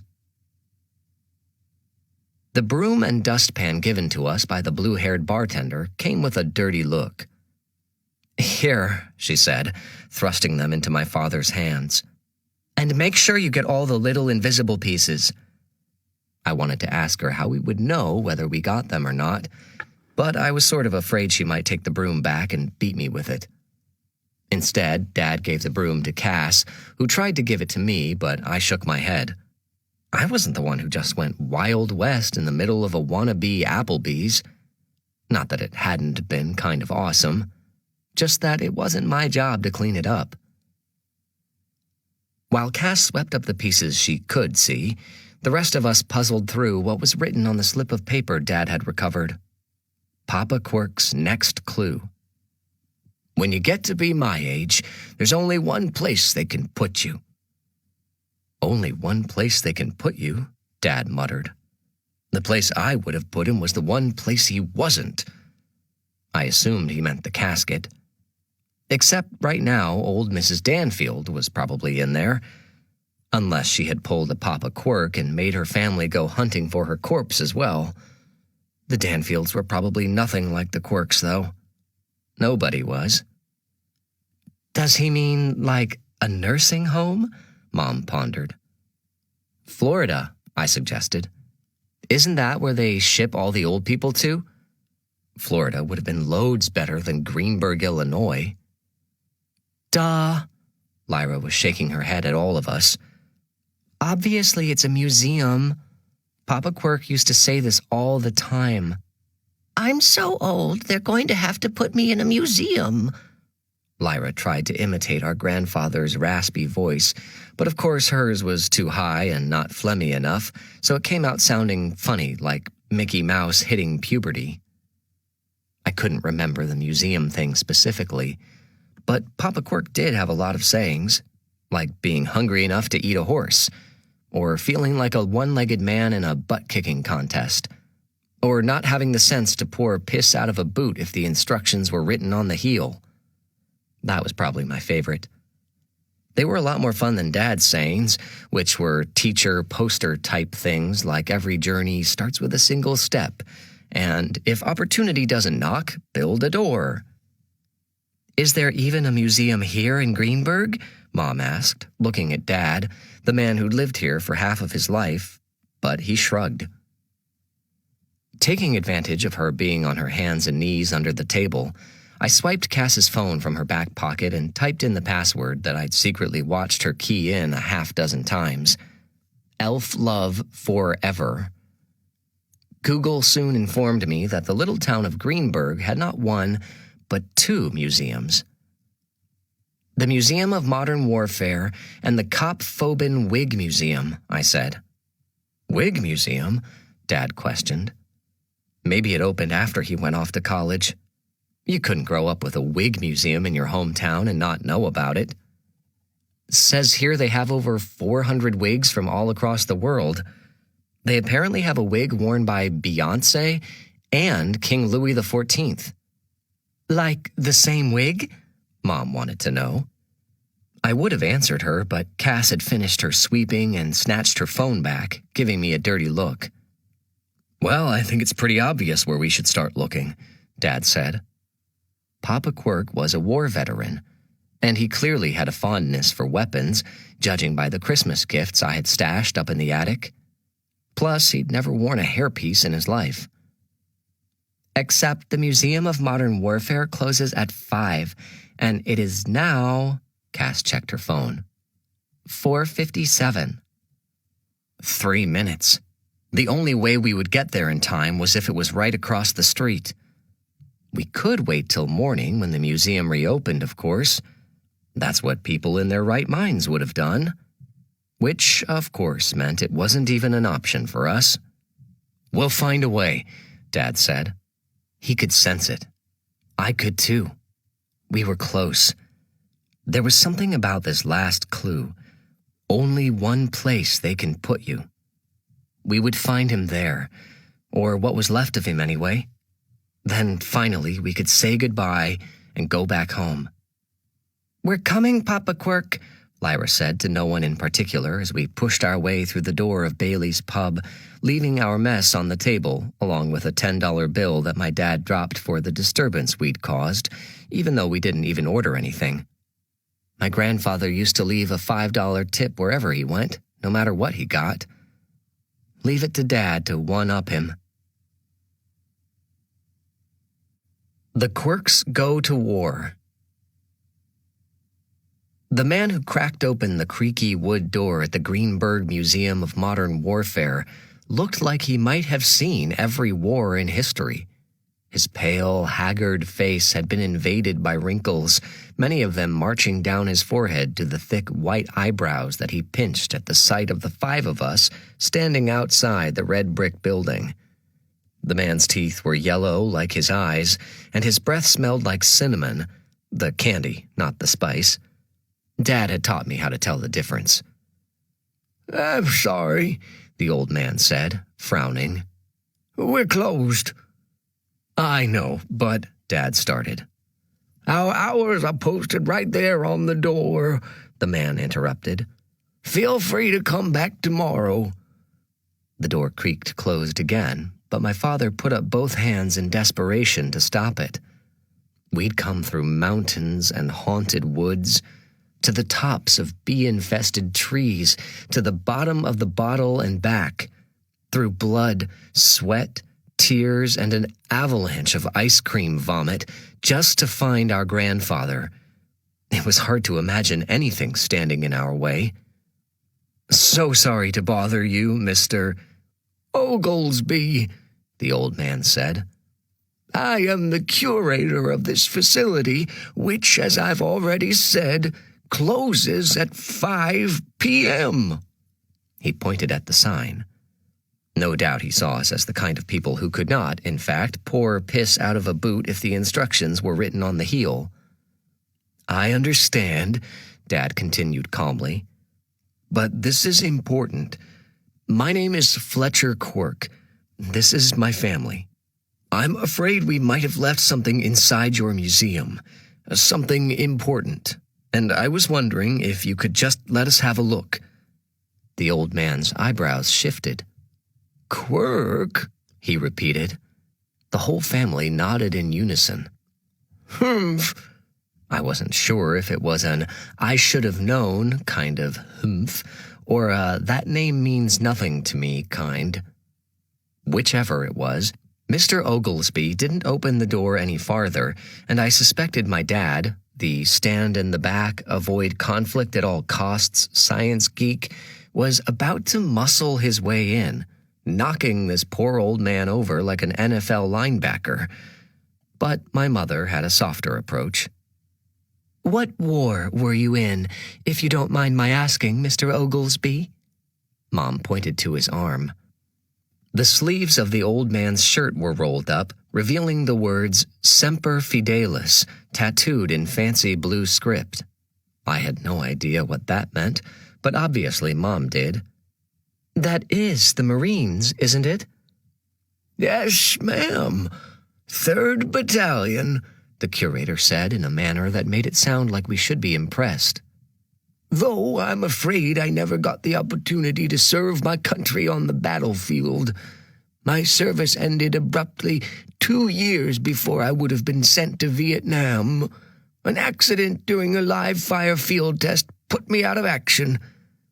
Mr. Oglesby reached down with his right arm, the one with the tattoo, and tugged at his pant leg, pulling it up to reveal a rather complicated contraption attached to his calf.